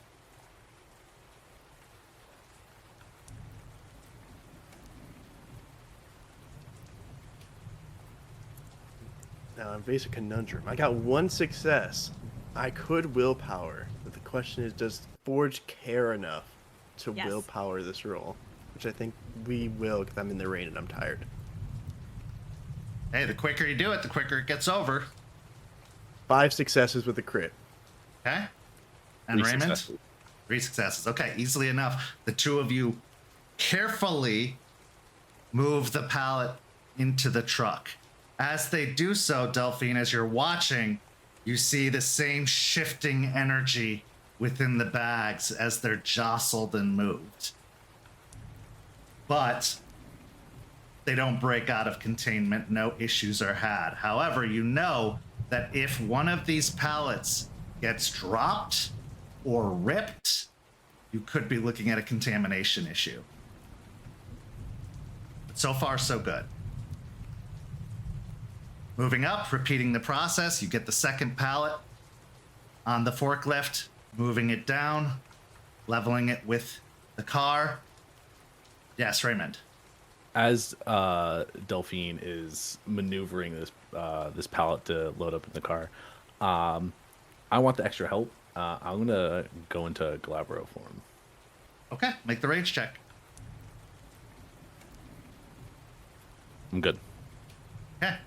As you change into your Umber Hulk form, your clothes feeling more tight, the pallet becomes this overwhelming sized object to something a little bit more puny. No big deal, you got this. You could probably do this by yourself. It's so small in comparison to what it was. Another strength and athletics roll from both of you to move the pallet into the van without issue.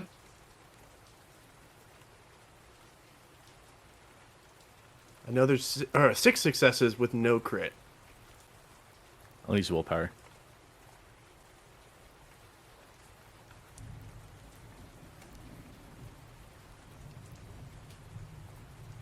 That's 6 with a crit. Again, easily enough, you slide the pallet into the back of the van. It's a tight squeeze for these pallets, as this is kind of more of a passenger van, a rental truck type deal, but you are able to get them in the back, no problem. Now, the third pallet is midway down the truck, which is going to require you to move a few pallets out of the way to do so, which will take time. So let's return to the rest stop where Juniper and the truck driver have entered the building, the truck driver closing the umbrella and shaking some of the rain off of it. As you get a better look at him, he looks to be a man in his late 40s, early 50s. He's got a pretty decent build, you know, muscle that's maybe covered by a small layer of, well, let's just put it simply, not muscle. But overall, decent looking guy. He's got a beard that looks like it's starting to gray a little bit. He wears a trucker's cap over his head, but you can tell that he's got some pretty decent hair as it sticks out of the bottom of the cap in the front on his forehead and on the sides. It's also a salt and pepper style hair. He wears a flannel shirt buttoned up. He's got jeans where the shirt is tucked into, and he starts making his way over to the coffee machine where he punches in and gets 2 cups of coffee, reaching out one to you. I stare at the cup of coffee for a moment, as I'm internally waging war with my more baser instincts, and I have to settle my brain for a moment and think about the mission again before taking the cup of coffee and muttering a thanks as I'm still just shivering and holding onto my little ball of wet clothes with one hand, and now I have this coffee in another. If you would like, you can expend a willpower to get a turn without the compulsion, almost like as if you were in a frenzy. You can drop the compulsion temporarily if you'd like, but each time you do so, it's going to cost a willpower. Okay, I will keep that in mind. I won't do it right this second. As he passes the coffee over to you, he shakes out the blanket and wraps it around your shoulders to try and help with the cold and wet. He says, I'm gonna hit the head really quick, but I'll be right back out in a second. And he goes into the bathroom, giving you a few minutes by yourself. What do you do? Mentally curse myself and belittle myself for a moment for fucking things up, yet it's still somehow working out currently. So, I just focus on sipping the hot coffee very slowly and getting warm again from the blanket. Blanket may be warm, but boy is it itchy. As is your shirt, your pants, your socks, your shoes. Also, this coffee tastes especially bitter right now. Despite the fact that it's got cream and sugar, this isn't what you really want as a wolf, and as the growling voice starts to emanate in the back of your head. He's alone. You know what would solve this problem? My mouth starts to salivate as I stare into the opening of the men's bathroom. And I clench my teeth and shake my head, trying my best to get his voice out of my head. I don't respond, but I'm thinking about it, and I'm thinking, oh, how nice it would be if I could just get my teeth and sink it right into that soft, malleable flesh. You know, that's the best part. That being said, how many points of hog loss do you have? Oh, you know, that's such a great question, and I'm so glad that you asked. I actually went down to 1 dot of Hoglosk. Okay. That is going to raise the difficulty slightly for your composure and resolve check that you are going to have to make now, as the temptation is great and you are getting a little bit of encouragement and pressure from beyond.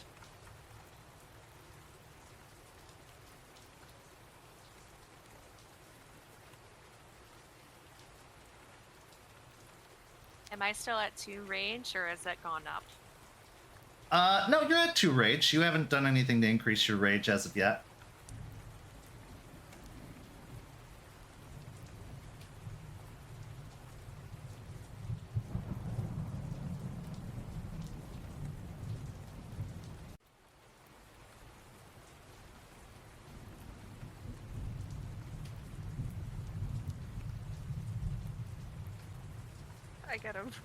I got a brutal outcome again. And only 1 success. Oh. Okay.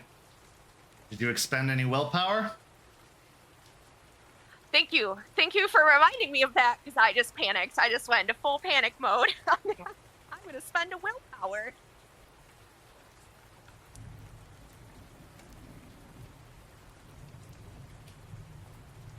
I now have a brutal outcome and 2 successes. Okay. Setting the coffee cup down on a nearby trash can, you begin your approach to the men's bathroom.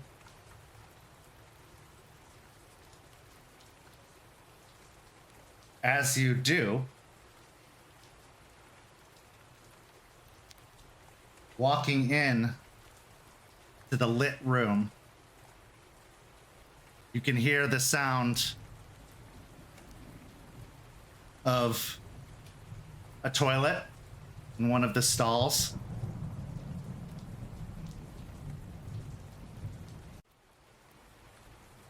You can hear the driver humming to himself. Go ahead and make a dexterity and stealth check.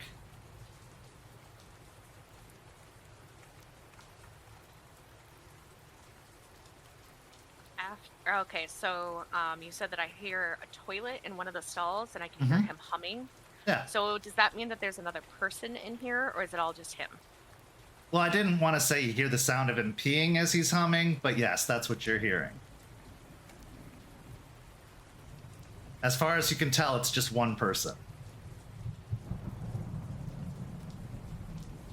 Okay, so my next question is, would I have instinctually gone into lupus form for the hunt? I would say you could, but you also aren't completely lost as to the sensitivity of this situation. Okay, that's what I wanted to make So- sure. I wasn't sure with the compulsion. Yeah, I don't think you're going to entirely give yourself away. Everything in you is screaming to do so, but you are still Juniper at heart and in mind. You do still have enough self-awareness, at least, even if you can't verbalize it, even if you can't necessarily act on it in every way you want to. You do still have presence of mind that that would be a really terrible idea. Okay, all right, I'm gonna make that stealth roll now. Okay.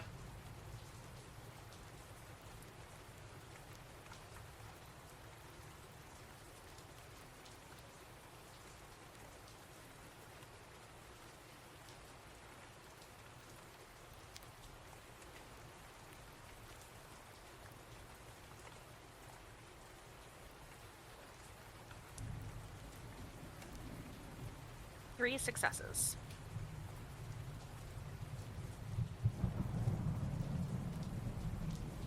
As you approach the back of the stall, the front of the stall, I should say, the door,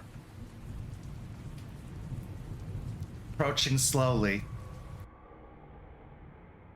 you see the feet beneath.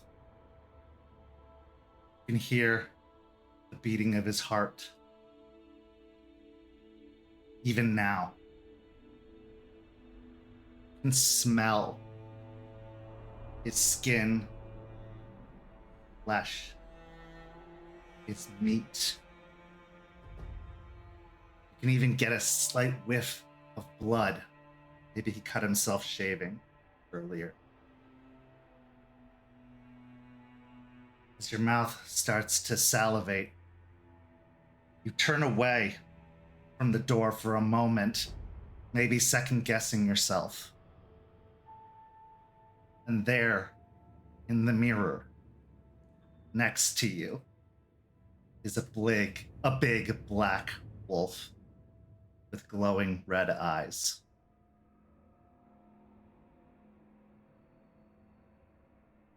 So, we're in quite a situation, aren't we?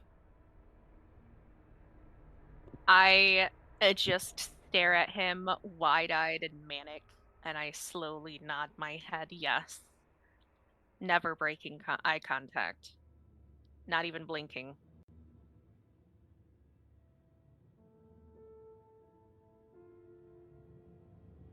This could go one of two ways. One, you do what you're meant to do. Or two, you owe me.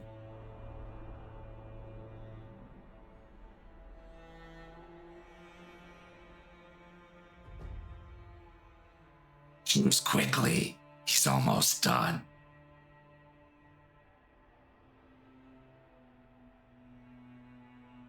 A slew of emotions flash over my face in mere seconds as it fully dawns on me what he says and the weight that either choice carries.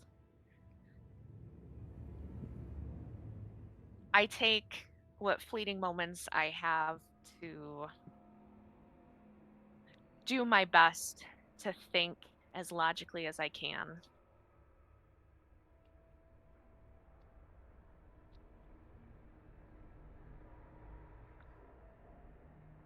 Both of these options have dire consequences.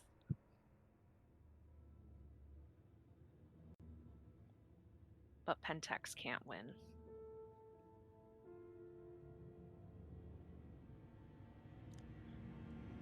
And so I look at him in the mirror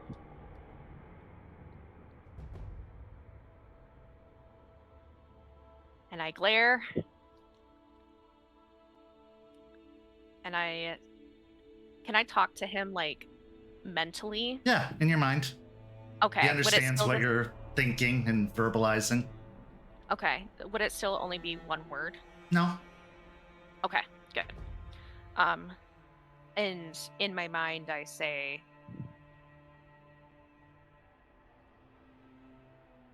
Pentex can't win.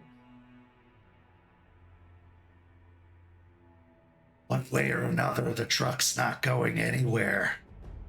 This depends on what causes the truck not to go anywhere. We're not supposed to leave any evidence behind that it was us or anything. They say you're not supposed to eat the flesh of man either. But we know that's not something either of us is opposed to. But eating someone is not part of this mission. Besides, the other times hasn't been so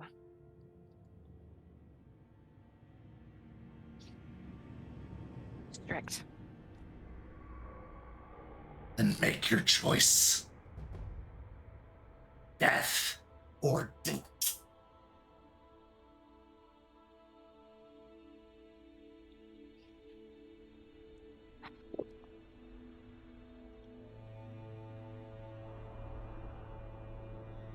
I take one last moment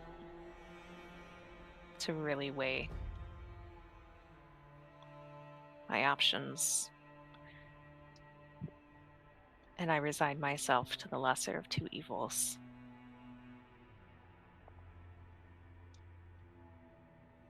All right, Fenris. I'll owe you a favor. And my entire face just shuts off.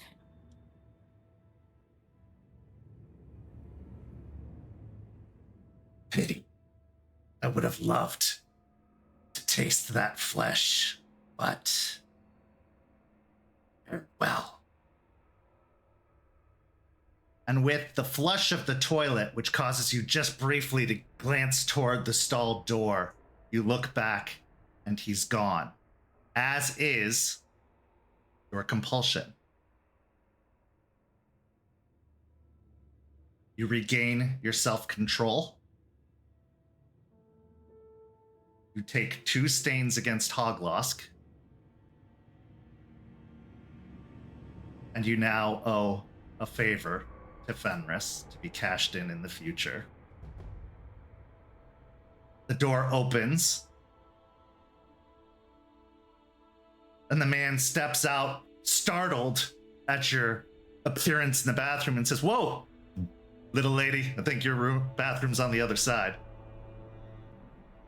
Sorry, I came in here and I was gonna call out. I just got so uncomfortable out there. I'm just so wet and cold, and my brain is all frazzled. I just didn't feel safe being alone. I'm sorry. Give me a manipulation and subterfuge.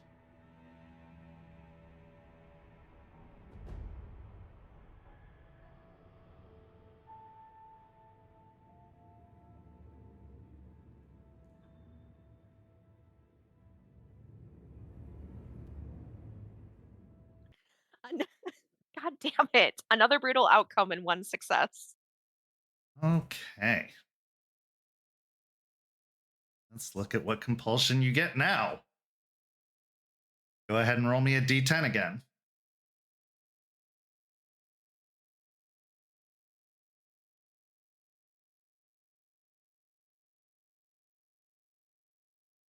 I rolled a 6.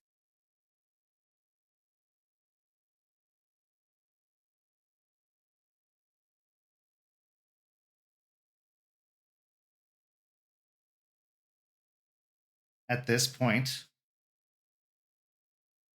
you feel the floor approaching at a rapid rate as you drop down to the ground on all fours in an involuntary shapeshift. You are now in lupus form in front of the man. What do you do?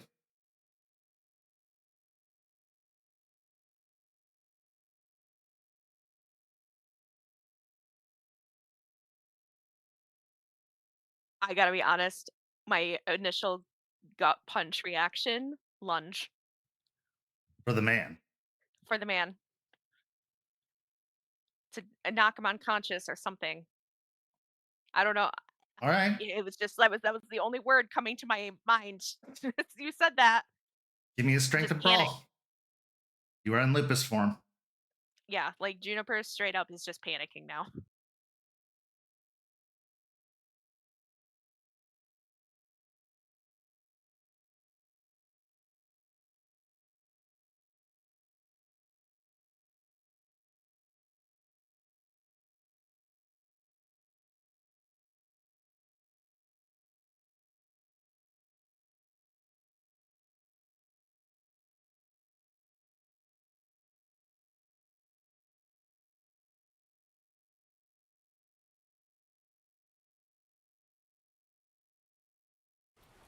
I only got 3 successes. With 3 successes, you pounce, your paws burying into the chest of the man, throwing him backwards. He smacks up against the side wall. And... What the fuck? What the fuck? He is hurt, but he is still awake. I'm trying to land a heavy blow on his head to knock him the fuck out. Give me another strength and brawl.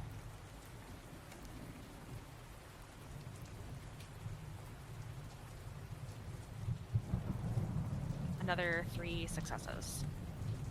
Okay. With these 3 successes, as you lunge again, batting his head, it smacks up against the tile of the wall, and he drops unconscious.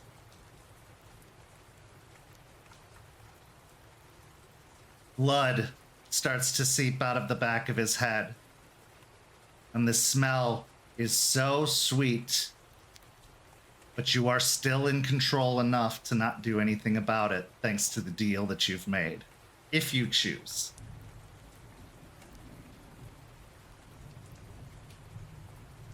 Since I still have control over myself and my impulses, I am going to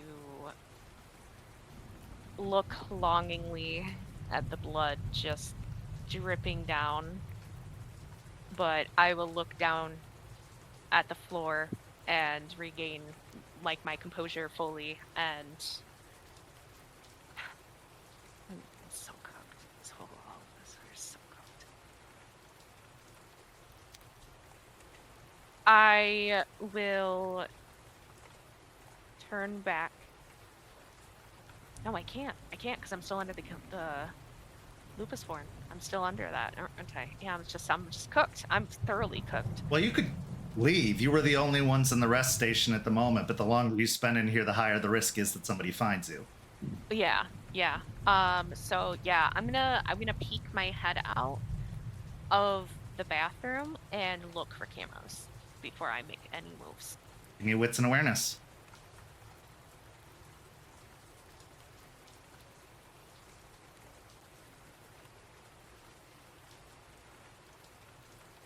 That is 5 successes with crit. There are, in fact, cameras. However, with that success, the critical, you can make a dexterity and stealth roll to avoid the cameras, and you will get a bonus die on that roll, plus the bonus 2 die you get from being in lupus, to duck your way out, slip out one of the side doors. Okay, I will do that then. And did you say it was +2 die and then plus lupus, or So, no, 1 die? you get the +2 because of lupus, but then you get a 3rd extra die because of your ability to spot the cameras, so you know exactly kind of where to maneuver your way out. Okay, I just wanted to be sure, because for a second I heard you say that I would get +2 from being able to spot the cameras. No, and I was +2 like, in lupus, +1 for being able to slip out, or for spotting the cameras.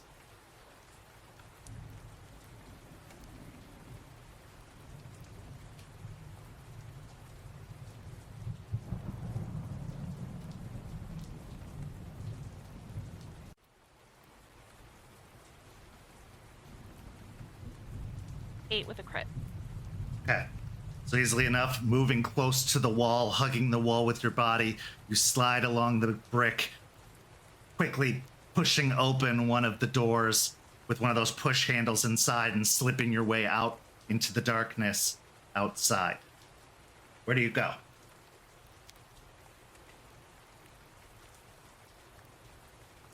I mean, I'm gonna do my best to get back into the truck. Our truck. Oh, into the van. Okay. So easily enough, with 8 successes, you are able to slip across the grass and over towards the side of the truck, beelining past the truck and towards the van. The rest of you see Juniper in lupus form come darting past and leaping into the truck as you're getting ready to move the 3rd pallet. Or into the van, into your van, not the truck. Delphine is wide-eyed, staring at Juniper in lupus form, and just giving a look like a look of good or bad. I lay down and whine and hide my nose between my paws.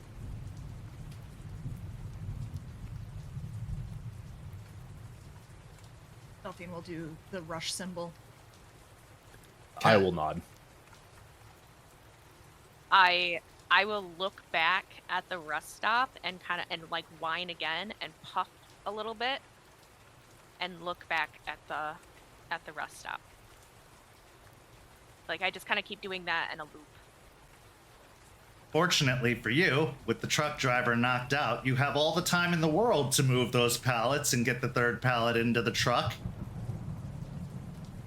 However, because of the rush of everything that's happened, I need that strength and athletics, or actually I need another technology roll from you, Delphine, intelligence and technology, to use the lift to move things. And then I need another strength and athletics from you guys. However, before anybody rolls, it is now at a -1 because of the panic that is ensuing.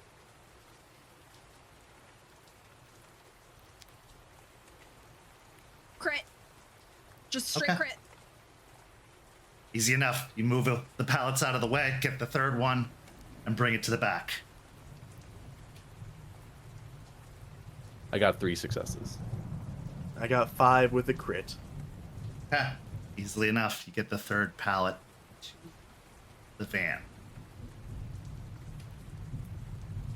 Now,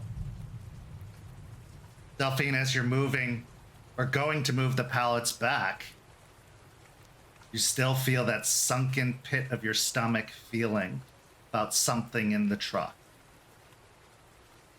Now you could put those remaining pallets back and go on your way, although you still have the manifest to deal with. Or, now that some of the pallets are out of the way, you could get whatever it is in the truck that's making you feel so awful.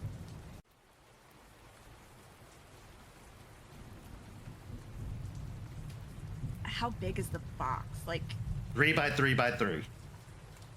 does it look heavy? Hard to say. It's a box. You don't know until you lift it.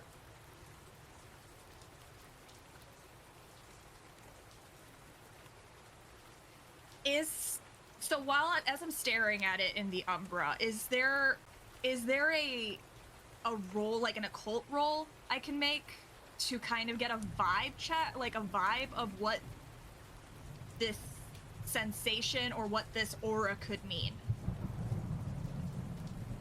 Give me an intelligence and... Actually, give me an intelligence and science roll.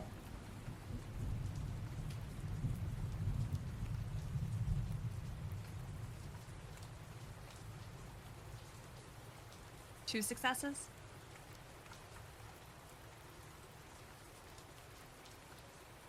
The gnarly green glow. The nauseating feeling. You haven't encountered warm stones before, but having spoken about them, having started looking into them based off of Sean and Steak's description, you can guess that at least in the crate, there is probably several warm stones in the crate. The footlocker, however, can't define what that is. I will look to Ray and then give a pleading look to the crate as if we need to take this. Now, Ray, you know that already said this was not on the manifest. This was not accounted for by the truck driver. So if it goes missing, it's not going to be really worried about. Unless someone on the receiving end is looking for it and it's not there. But that won't necessarily be as big of an issue. I'll look at Delphine for a couple seconds and then nod. And then I will look at Forged and point to the folder with the manifest and point toward the cab. Just stares at you blankly, not moving. It's very clear he's confused at what you're trying to say. Okay, I'll just wait. Just wait a second, and I'll just make that motion. Too.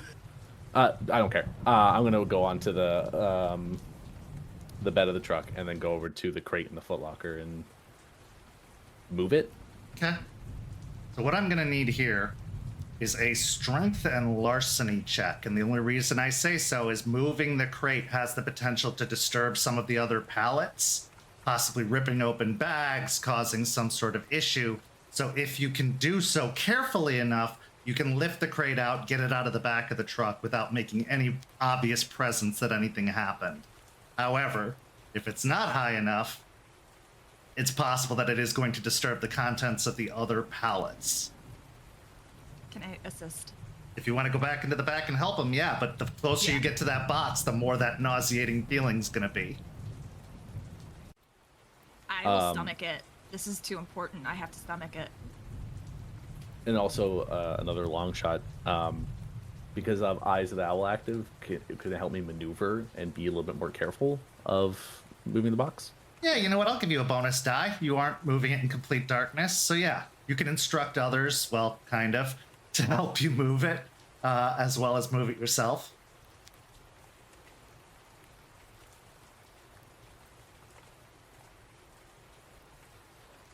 Four successes. Okay. 4 successes is enough. Get the crate up, you maneuver it through the back of the truck and out. Ray, you also get a very nauseating feeling as you get close to the box. Both you and Delphine need to make stamina and composure checks to avoid vomiting in the back of the truck. So with Glabro, we get additional dice to physical stamina. Since this is stamina. Stamina is a physical, yes. Okay, so I won't, but you will, Ray.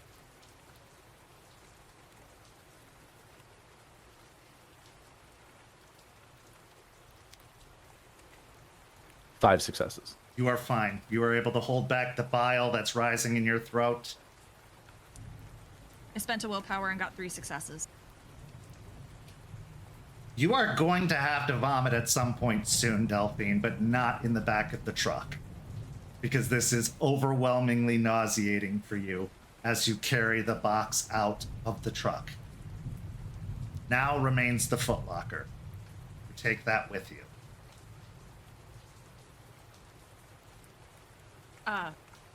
Delphine will gesture to the footlocker and nod, but then she will also pull out her phone and text Forge to swap the manifest in the cab and to watch out for the dog. Because I'm assuming we heard the dog. You did. Oh, absolutely. Before you threw up the silence, you definitely heard the dog. He pulled out his phone, so his flashes a little bit as he just grabs the manifest and. You gotta get into the truck cab to get the manifest. Yeah, get in, get the. Oh, yeah, the cab. So. Yeah, it's not in the back of the truck; it's in the front. Mm-hmm.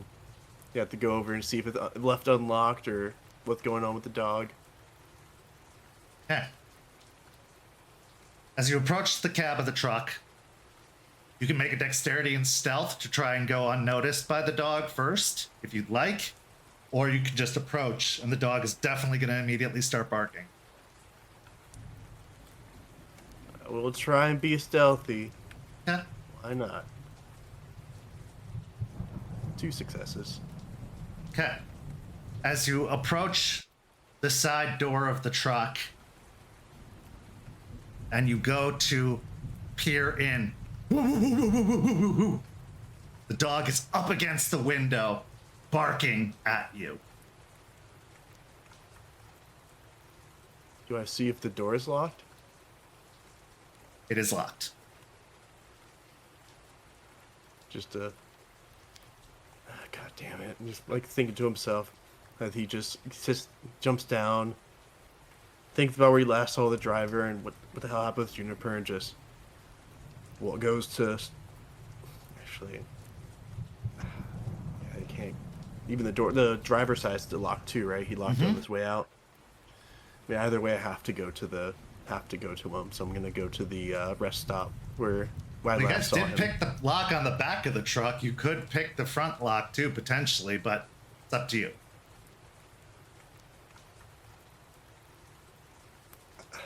I can try. I'll give it a shot, I guess. I'm not particularly very good at it. Okay. It's going to be a dexterity and larceny. It is going to be at a -1 as there is still the anticipation, the rush.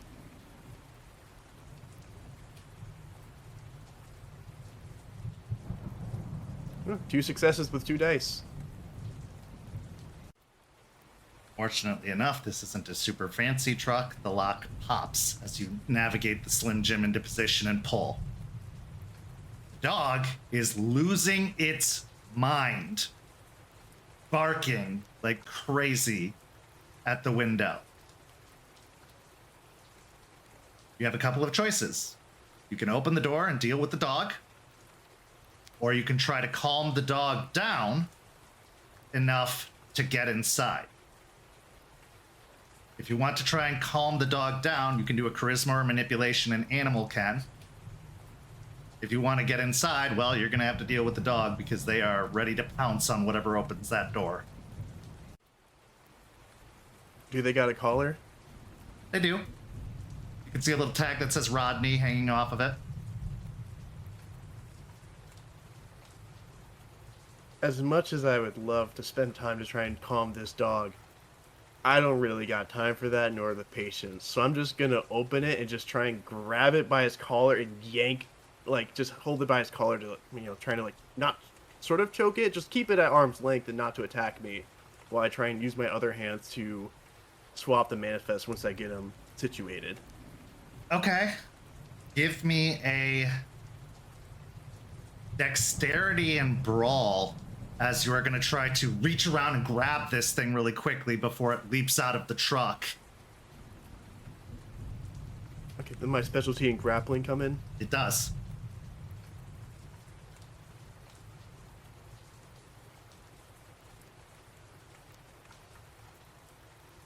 I'll use a willpower.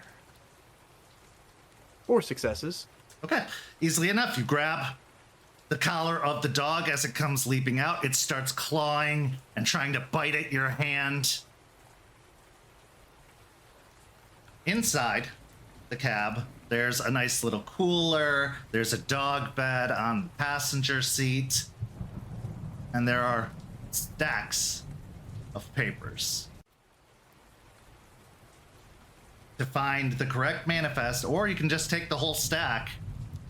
But the job also requires you to swap the manifest in order to do it effectively. You can take all the papers and go, but that means no manifest. Or you can do a wits and investigation to try and find, or let's go wits and larceny to try and swap the manifest.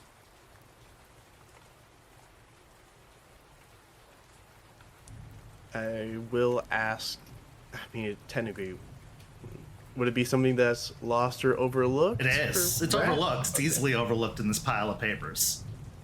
Okay, I'll try and find the manifest specifically. As I think about just grabbing a whole thing, and then a vision forms in my head of me going to Delphine, and then just hearing, yap, yap, yap, complain, complain, complain, you didn't do the job, blah, blah, blah, blah, blah, and just, as he goes and starts shuffling through.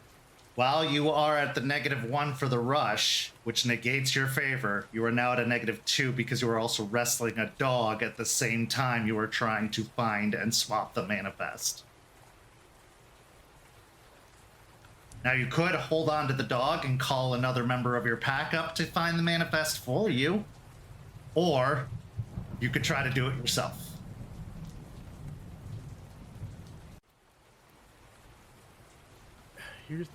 I'm in the silence aura, right? No, you are outside. Oh, we're not. Okay. I guess if I can't not be too obvious, it just, because I know I can't text Delphine, or not Delphine, Juniper right now, because she's a dog. So I'll try and call out not super loudly for, Juniper, come on, I need you to look for something. So unfortunately, Juniper is in the cone of silence, and therefore cannot. What? So it it silences what's in the radius. So we can hear any sound coming from out of it. Got it. Okay, so it's muffled, but you can hear him calling for Juniper. I hear it? Yeah. So while I'm like laying down and kind of hiding my face in our van, I hear Forged calling for me, and my ears perk up, and then I perk up, and I don't take off at a sprint, but I do get up and I trot, following the path Okay. that Forged took to get up to the front of the truck. So hopping out of the back of the van, maneuvering your way along the side, you see Forge just half in the truck and seems to be wrestling this dog that is constantly barking and trying to claw at him. So I see that, and I don't full on bark at Rodney, but I do give like another, like a boof, like a snort at him, trying to like get his attention and get him to calm down. And ideally, I would like to be able to tell him that like it's okay. I wanna use the animal pen to communicate. Yeah, you can give me a charisma and animal ken. However, it is going to be at a -1 for the rush and another -1 because you are Guru, and animals do not respond favorably to Guru, period.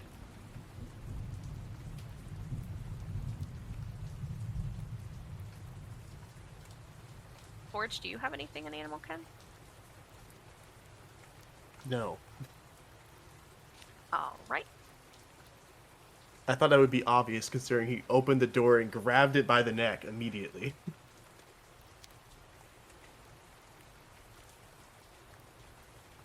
I got 1 success, which is better than a brutal outcome. It is not deterred. It is barking and wrestling and causing all kinds of havoc at the moment. Trooper, Right. are you stupid? Just look for the paper I gotta get. I can hold it while you look for it. I growl up at Forged, but I do like hop up and paw around at the papers trying to look for it. Yeah, give me that wits and investigation. It's not the larceny, because you're not swapping the other manifest, but you are looking for that.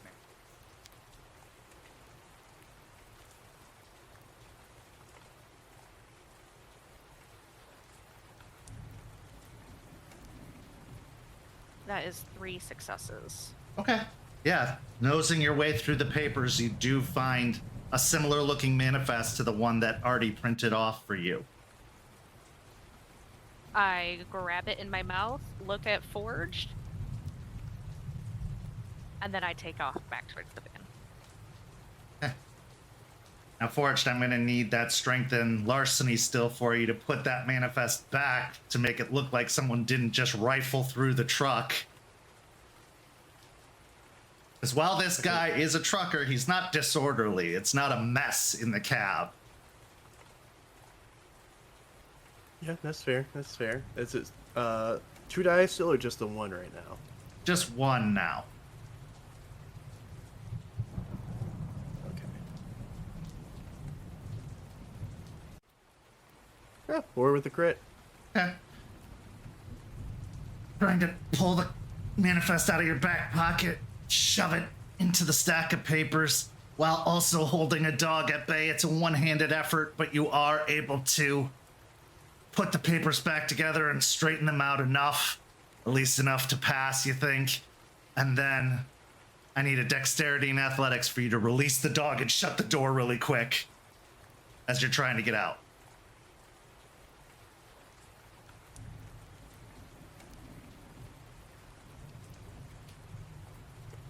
Let me I'll use my last willpower, why not? You know, just see what we can get. 3 successes.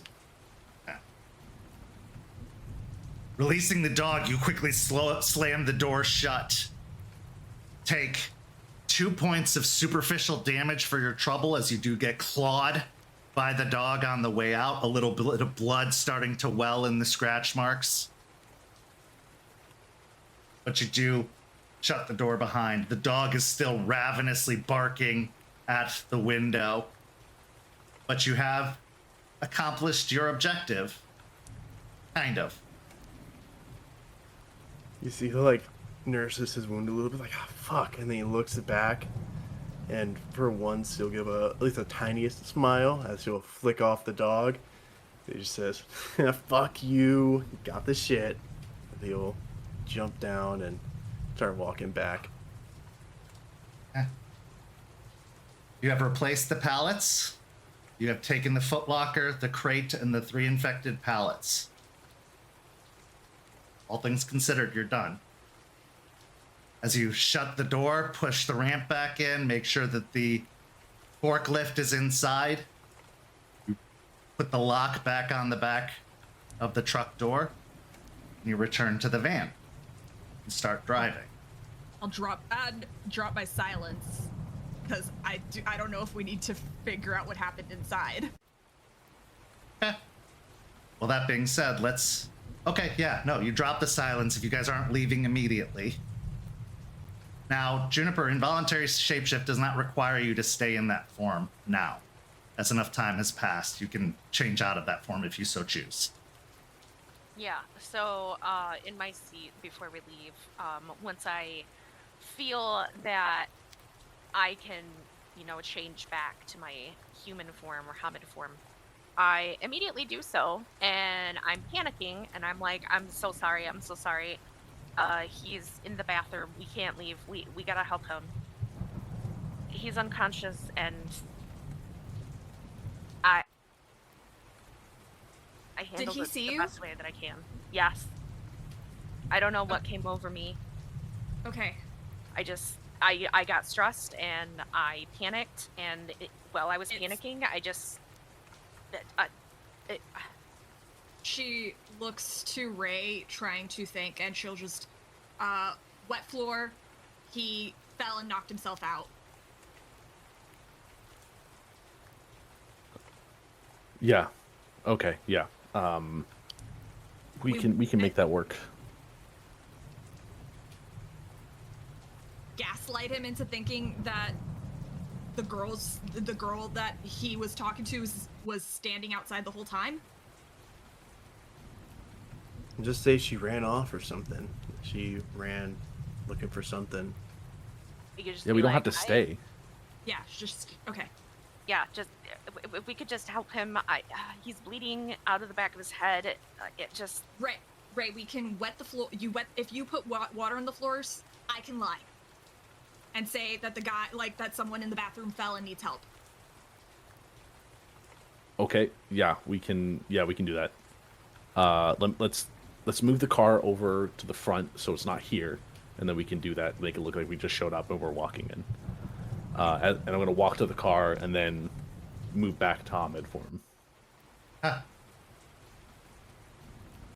Shrinking down, your clothes fitting more appropriately. You move towards the rest stop building. Yeah. At some point, I would have puked after we pulled the car over too. Okay. So moving off to some of the grass, you throw up into the grass. As you approach the building. Yeah. Oh, I was just gonna say, just watch out for the cameras. There's several blind spots, but don't get caught by the cameras. Doesn't matter. Ray can make it go away. Can you make me go away, please? Can you make all of me go away? After we figure everything out. You approach the building. Pulling open the door, you can see vending machines in the central lobby. And 2 entrances, one for the women's restroom, one for the men's. Heading into the men's restroom, as she described, you see a man crumpled against the wall, a small blood streak against the tile, and a little pool of blood around his head. I'm going to walk back out of the men's room and get a bottle of water from the vending machine. Okay, easy enough. As you grab the water from the vending machine, the door on the opposite side opens. And another man in similar trucker attire comes walking in and starts heading towards the bathroom. Do I see him? Yeah. I'll go up to him. Excuse me, sir. You drive the roads a lot. I'm having trouble figuring things out. My phone died, and I need directions to Pensacola. Give me a charisma and subterfuge. Or manipulation and subterfuge. I'll give you your choice. I will take manipulation, because I know exactly where Pensacola is.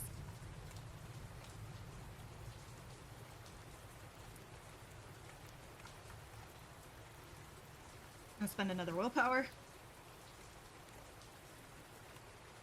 That'll be 3 successes. Okay. With 3 successes, he says, "Oh yeah, I could show you." And he walks over to a map that's posted on the wall of the rest stop and starts explaining the directions, pointing out on the map where you need to go. Now we'll just be asking a lot of questions to buy Ray time. Okay. At that point, seeing that, I will walk into the bathroom. I will open the water bottle. I didn't want to make too much mess on like the sink or anything, maybe make it a little bit more obvious. So I'm going to pour out a decent amount of water on the ground to make it look slippery, like a slip hazard. Sure. Give me a wits then- and larceny to see how well you disguise it.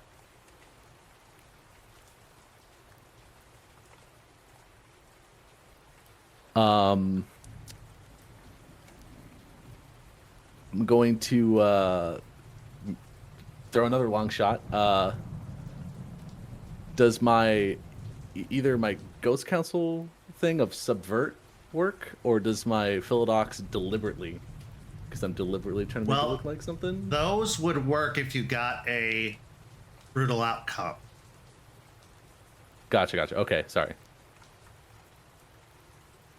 It would explain away the brutalness of the outcome and allow you to get the successes from it. But because in this case, you haven't rolled yet, doesn't apply yet.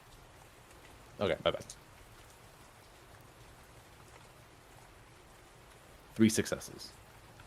3 successes is enough. It's a pretty grungy floor to begin with. I mean, it is a rest stop. They aren't the most clean of places. So the way you pour out the water onto the floor, it's easily disguisable. At that point, I will put the water bottle on the counter. And then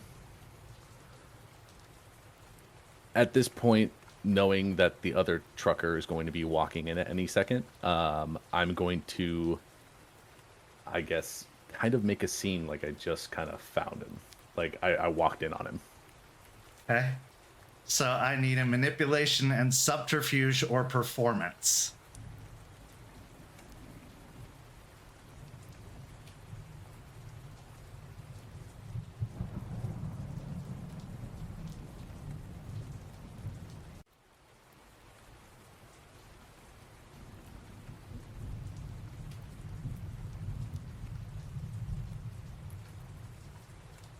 So good thing I asked about that verb thing, because that's a brutal with a 1, but I'm trying to subvert Deliberately.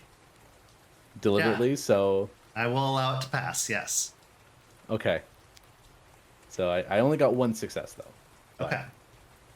So how are you making a scene?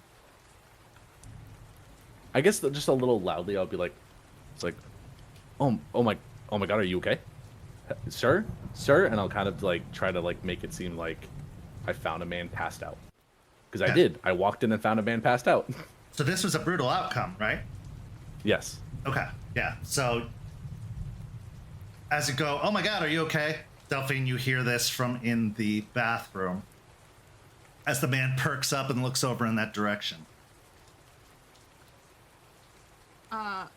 She'll, oh my God, what's going on? "Stay here, I'll look," he says as he goes wandering into the bathroom. You see the trucker come in and then with shock and surprise go over to the other trucker and start checking on him. Buddy, you all right? Should we call the ambulance? Yeah, It's call up to you. 911. All right. She's going. she's going to just look. Hey, we need to get someone to the hospital. Someone slipped and fell in the bathroom. Okay, they ask for your location and you give it, and they say someone will be on the way. They'll be there in about 10 minutes. And then I'll look to Ray like, Yeah. Are you? I'm gonna go get something to help clean him up, and then I will stand up and I'll go get paper towels and I will hand it to him, and at that moment I'll just walk kind of out. Okay, so grabbing some paper towels and handing them to him, he starts to bundle them up on the back of the man's head. As he does so, you hear the unconscious trucker groan and start to wake up. What? Oh, my head. The second trucker asks, "You all right? What happened?" I don't know. I was in the bathroom and wasn't there a girl? I thought there was a girl. I don't know. Things got really fuzzy. sir, it looks like you slipped and fell. He looks around, bleary-eyed. Well, that sounds like me. He reaches up and touches his head. Give me a manipulation and persuasion, Delphine. I could still. Can I assist? How would you assist? Yeah, you know what? I'm going to count the fact that you disguised this scene as your assistance, so I'll let her get an extra die just because of that.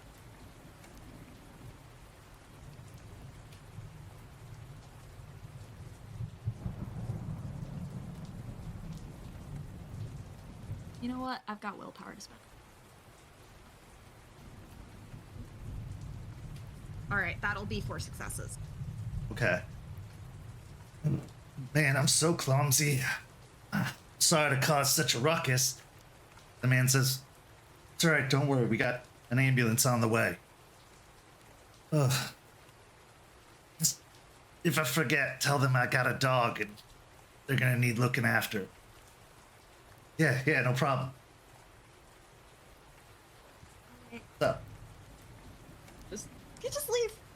with the situation, for the most part, resolved, you see the flashing lights of an ambulance arrive shortly thereafter.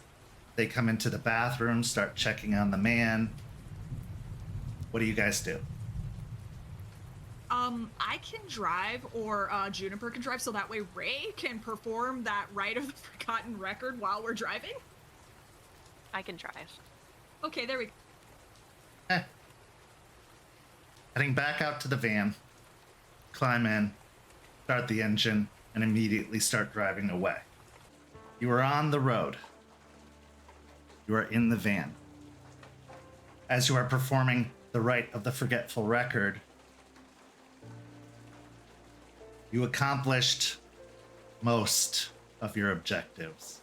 But one of the objectives was to leave the driver unharmed and unaware. That objective was not 100% successful. But this is enough to be considered a partial success. However, if this man starts to remember anything, that could cause problems in the future. Not to mention, you took the secret stowaway cargo that had to go to somebody. Somebody had to know it was there. But was a success. And Ray, as you finish the Rite of Forgetful record, you know confidently that the camera footage is erased. Any mention of any of you being present at the scene is gone. You now are on the road, heading back towards Tampa, which will probably be about 2.5 hours. The rain is still pouring down. The scene is yours. I am just gripping the steering wheel tightly and just very focused on the road. My facial features are as neutral as possible, but there is a tinge of sadness and regret in my eyes.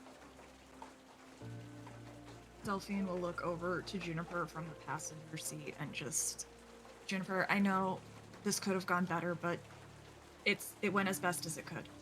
We got the stuff. We erased the camera footage. Yeah, he got hurt, but from what it sounded, I made it sound like he just slipped and fell, maybe, and he seemed to write it off. But it's all in all, I think we did okay. We could have done better, but let's be real. And she looks around the car. None of us are good with people. I mean, I'm pretty good actually, but were you volunteering? nobody asked, so.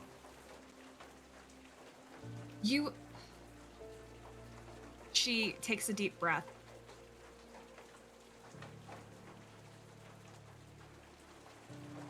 Forged, I get you're upset. And you're sad. And things are going on. But we needed you tonight.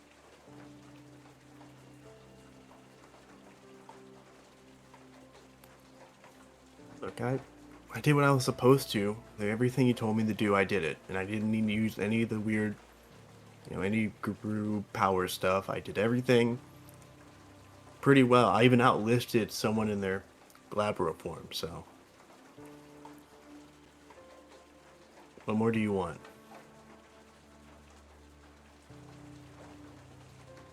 I want you to forgive yourself.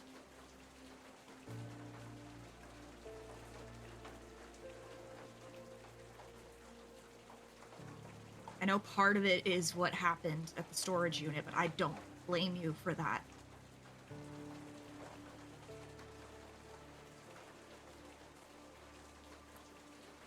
Morge bites his lip as he thinks about this, tapping his foot. He kind of looks out the window for a moment, very obviously not wanting to have this conversation, especially in front of the other two, as he contemplates his next words.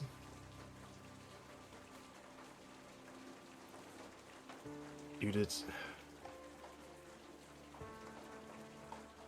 not that I think you're mad at me or anything, and the worst part is I think you are telling the truth when you say that you actually forgive me. Dude, I'm tired, man. I'm tired. I've been apparently losing control more. I've lost control in that basement, and now I lost control in the storage unit. And I'm tired, and I'm losing control of being angry all the time. I just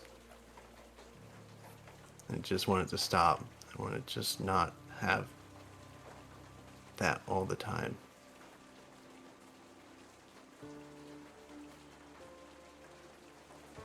Juniper, at this point, you get a text message. It's from Artie.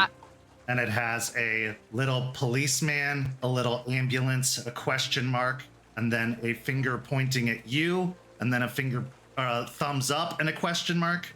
Basically, police and ambulance, you good? I send back a bathroom emoji and hold on a second.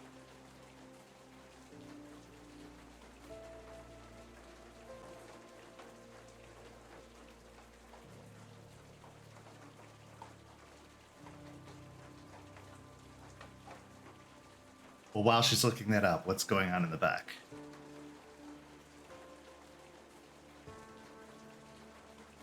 Forged, unfortunately, that's a constant thing that we're gonna all have to deal with, is our own rage constantly being there at all times.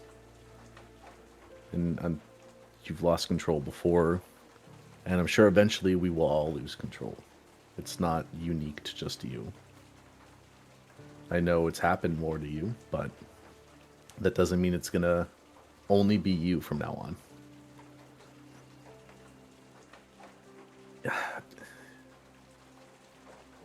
You just gotta talk to us, man. Like, I understand that this is something you don't want to feel right now, you don't want to deal with, but I mean, I just got talked to by all of you about me withholding things and keeping things in with my friend and not telling you guys the truth and withholding that information. And if you explained a little bit more and told us what was going on, then we would understand and we could help. I mean, that's all we really want to do.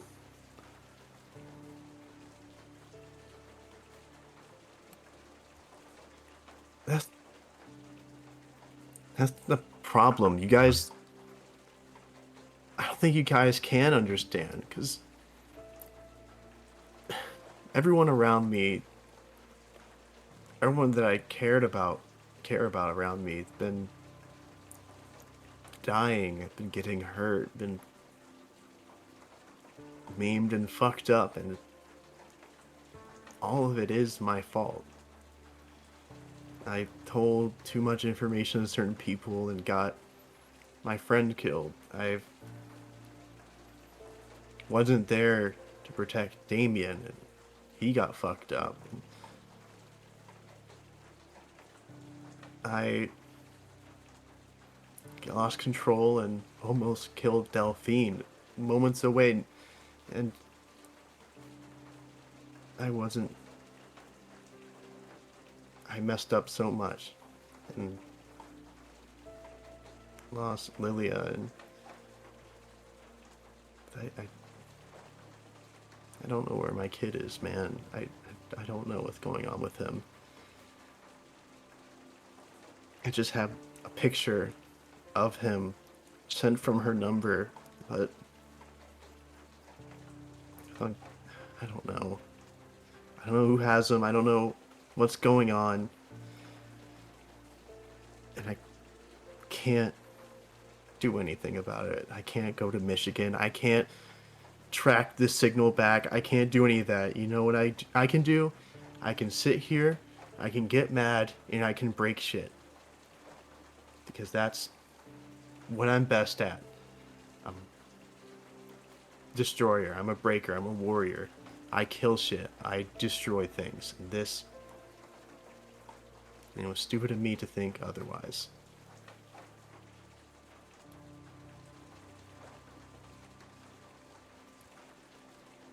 As Ford is just talking, I finish up sending a text message of emojis, which just consists of a construction man, some water, some fall leaves, and the men's bathroom symbol, and then a girl and a thumbs up. I listen to Forge, and my heart kind of gives out a pang of feeling really bad for him because, well, I haven't lost a child to a kidnapper and, lost my ex-significant other who I had that child with. I did lose my entire family, and there's really nothing I could actively do about it except one thing I did do, and it didn't even solve any issues. Just made it all worse. So, having been in a similar and equally as devastating situation, I just really feel for Forge. And after he's done talking, I look at him through the rearview mirror,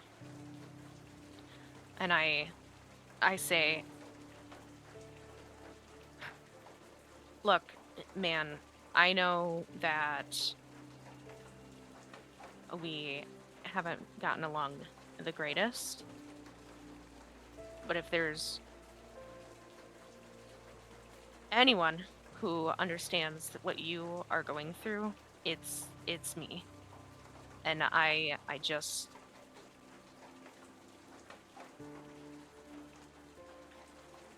I'm not good at this shit. But you're not just destruction. You're not just a warrior. You're not just someone who breaks shit. You're not just somebody who gets angry. That's not your only role. That's not what you were programmed to do. And let me be the first to tell you that just getting angry all the time and being destructive and being a bit of a cunt to your pack mates, to your friends, and I do a quick glance at Delphine, doesn't make any of this better. In fact, it just makes it a whole hell of a lot worse. I don't have good solutions. I don't have good coping mechanisms. I'm still trying to figure out how to process through all of my shit that I went through, and still grieving the loss myself. But don't do what I've done this entire year. Utilize all of that, all of those negative emotions, and alchemize them into something better. Because this is just going to eat you alive, and we won't be able to get your kid back. We won't be able to defeat whoever took them. We won't ever leave Florida if you continue going down this desolate wasteland of a path. Just let us help you. And don't give up on yourself, because your kid is still alive, and they need you more than anything.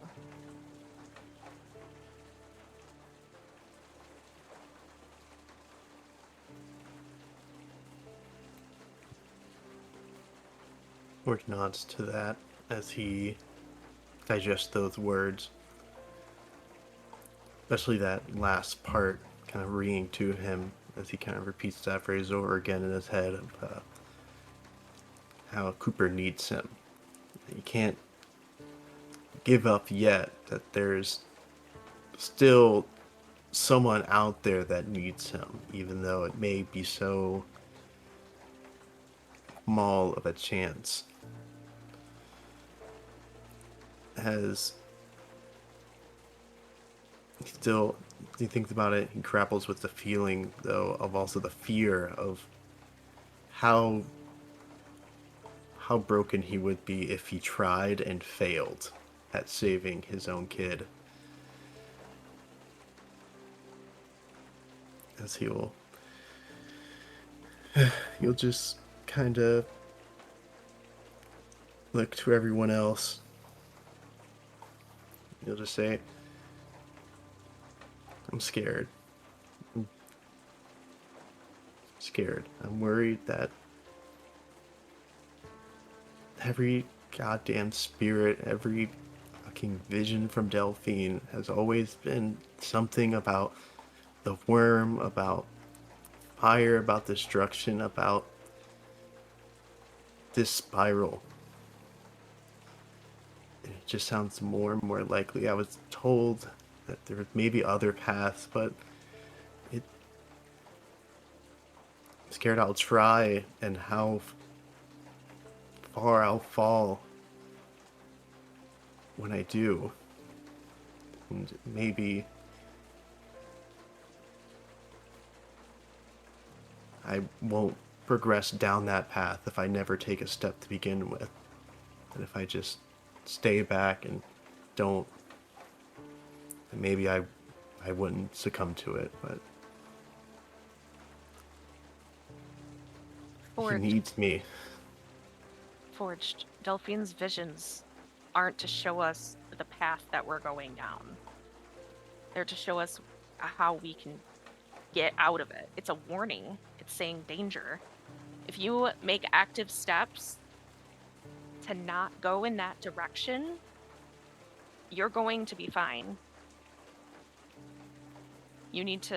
What you need to do is you need to release that fear, because the fear is what's holding you back, and the fear is going to make you go down that path.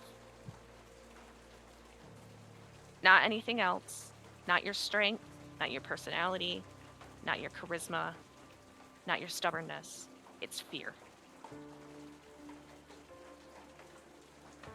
So, the real question is, are you gonna remain a scared little puppy dog, frightened of their own shadow, and stay in your little brooding corner?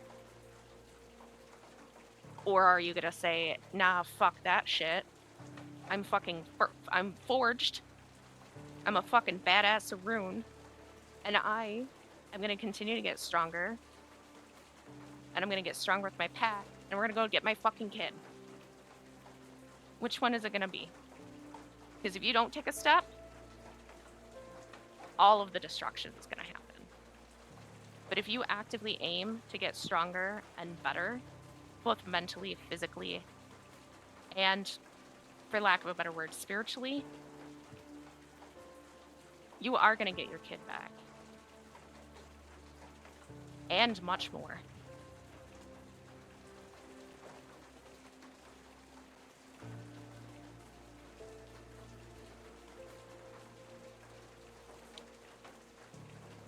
You promise?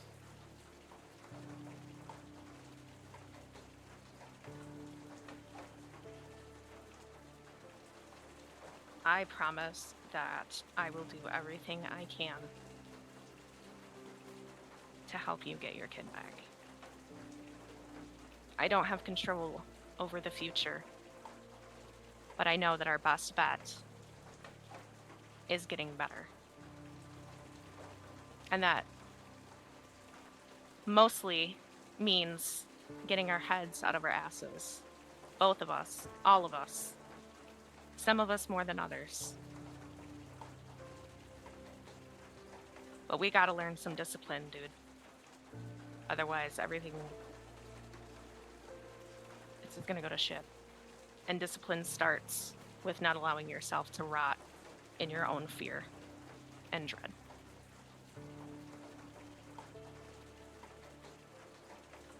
I also promise.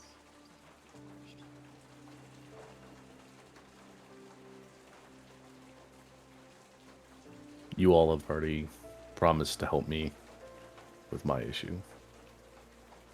To save my friend, so what would I be if I didn't promise you that would help you in saving your son and finding him and helping you at your darkest point?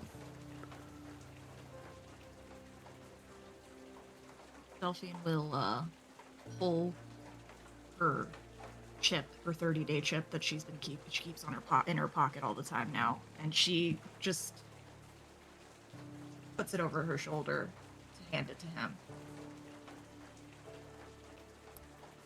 Reaches out, grabs it, he stares at it, rolling it between his fingers. You helped do that, Forge. That wouldn't have happened without your help. You do more than just fight physically. Protect us emotionally, and you elevate us. You lifted me up when I wasn't in a good place. You supported me through what I think is one of the hardest things I have ever done in my life.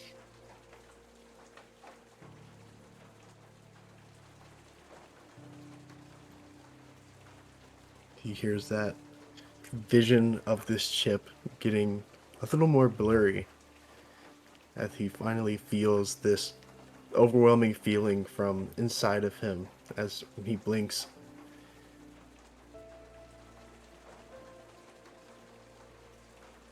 Tears the way they won't stop coming as finally he'll just start full on crying, just ugly crying in the back seat as he starts sobbing, taking very raspy breaths. And eventually he just leans forward, head in hand, and just full breakdown as he starts crying very loudly. Do the uncomfortable climbing to the back seat so that way she can sit with him and with Ray and just hug him. At that point, I would reach over and just hand on the back as reassurance. Get it all out, Forge. We can be strong tomorrow. Together. She's just gonna keep telling him, we've got you. We've got you.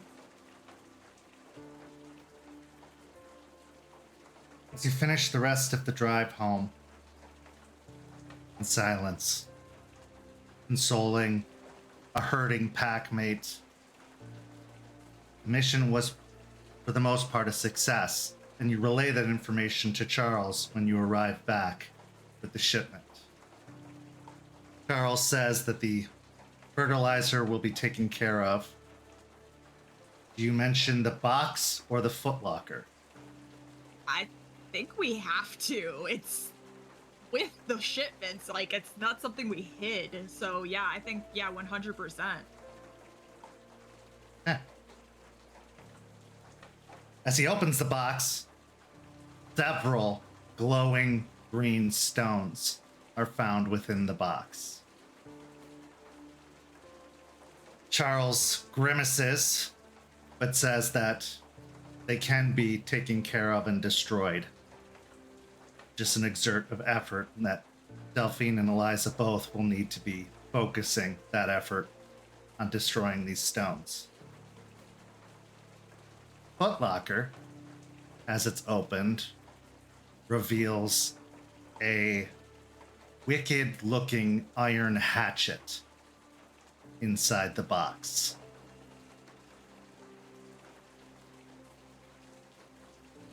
Charles looks at the hatchet curiously, then looks at all of you.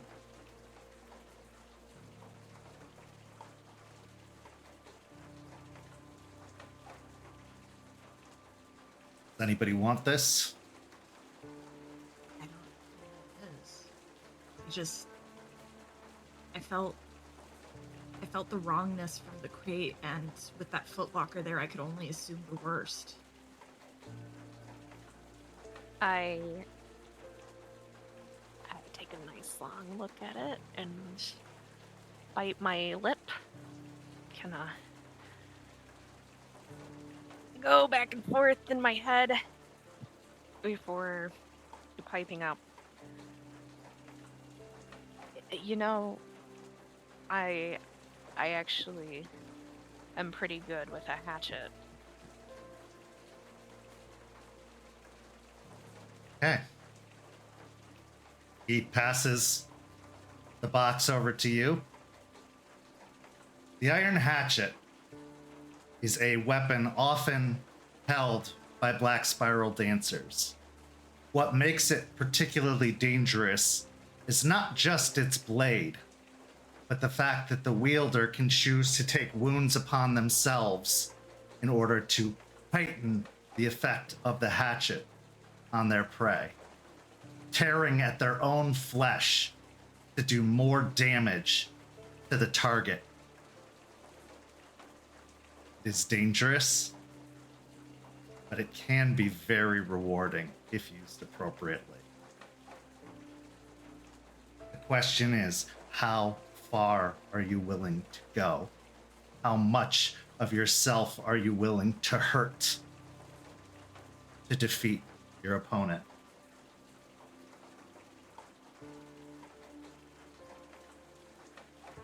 As everyone begins to settle for the evening, getting ready to disperse from the cairn, having dropped off the stones, the tainted fertilizer, Charles stops all of you and says, "The work's not done. We're going to Piney Point." And this is where our story comes to an end this evening. but not without two final scenes. Our first scene takes us to a shipping bay outside of a big box landscaping company. We see the truck is already backed up, it's already been unloaded.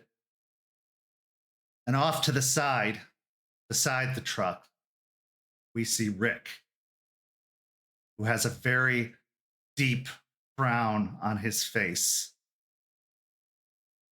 He fishes a phone from his pocket and dials, and then says, "It's not here."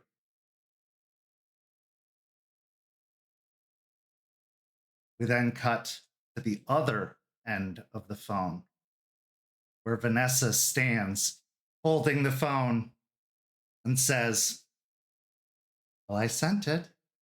I'd have no reason to keep such a thing for myself." Phone hangs up, and she hangs up as well, throwing it away. She then looks to a computer screen that shows the departure and arrival time of the truck. The truck arrived several hours after it was supposed to.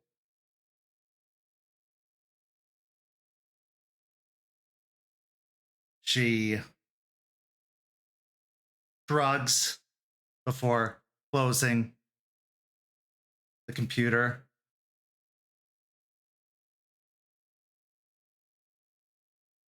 She then looks over to a very thin individual with a hood pulled over their head.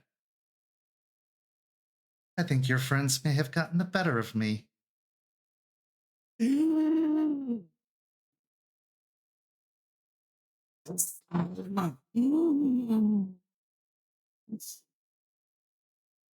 She'll be ready for them. Because they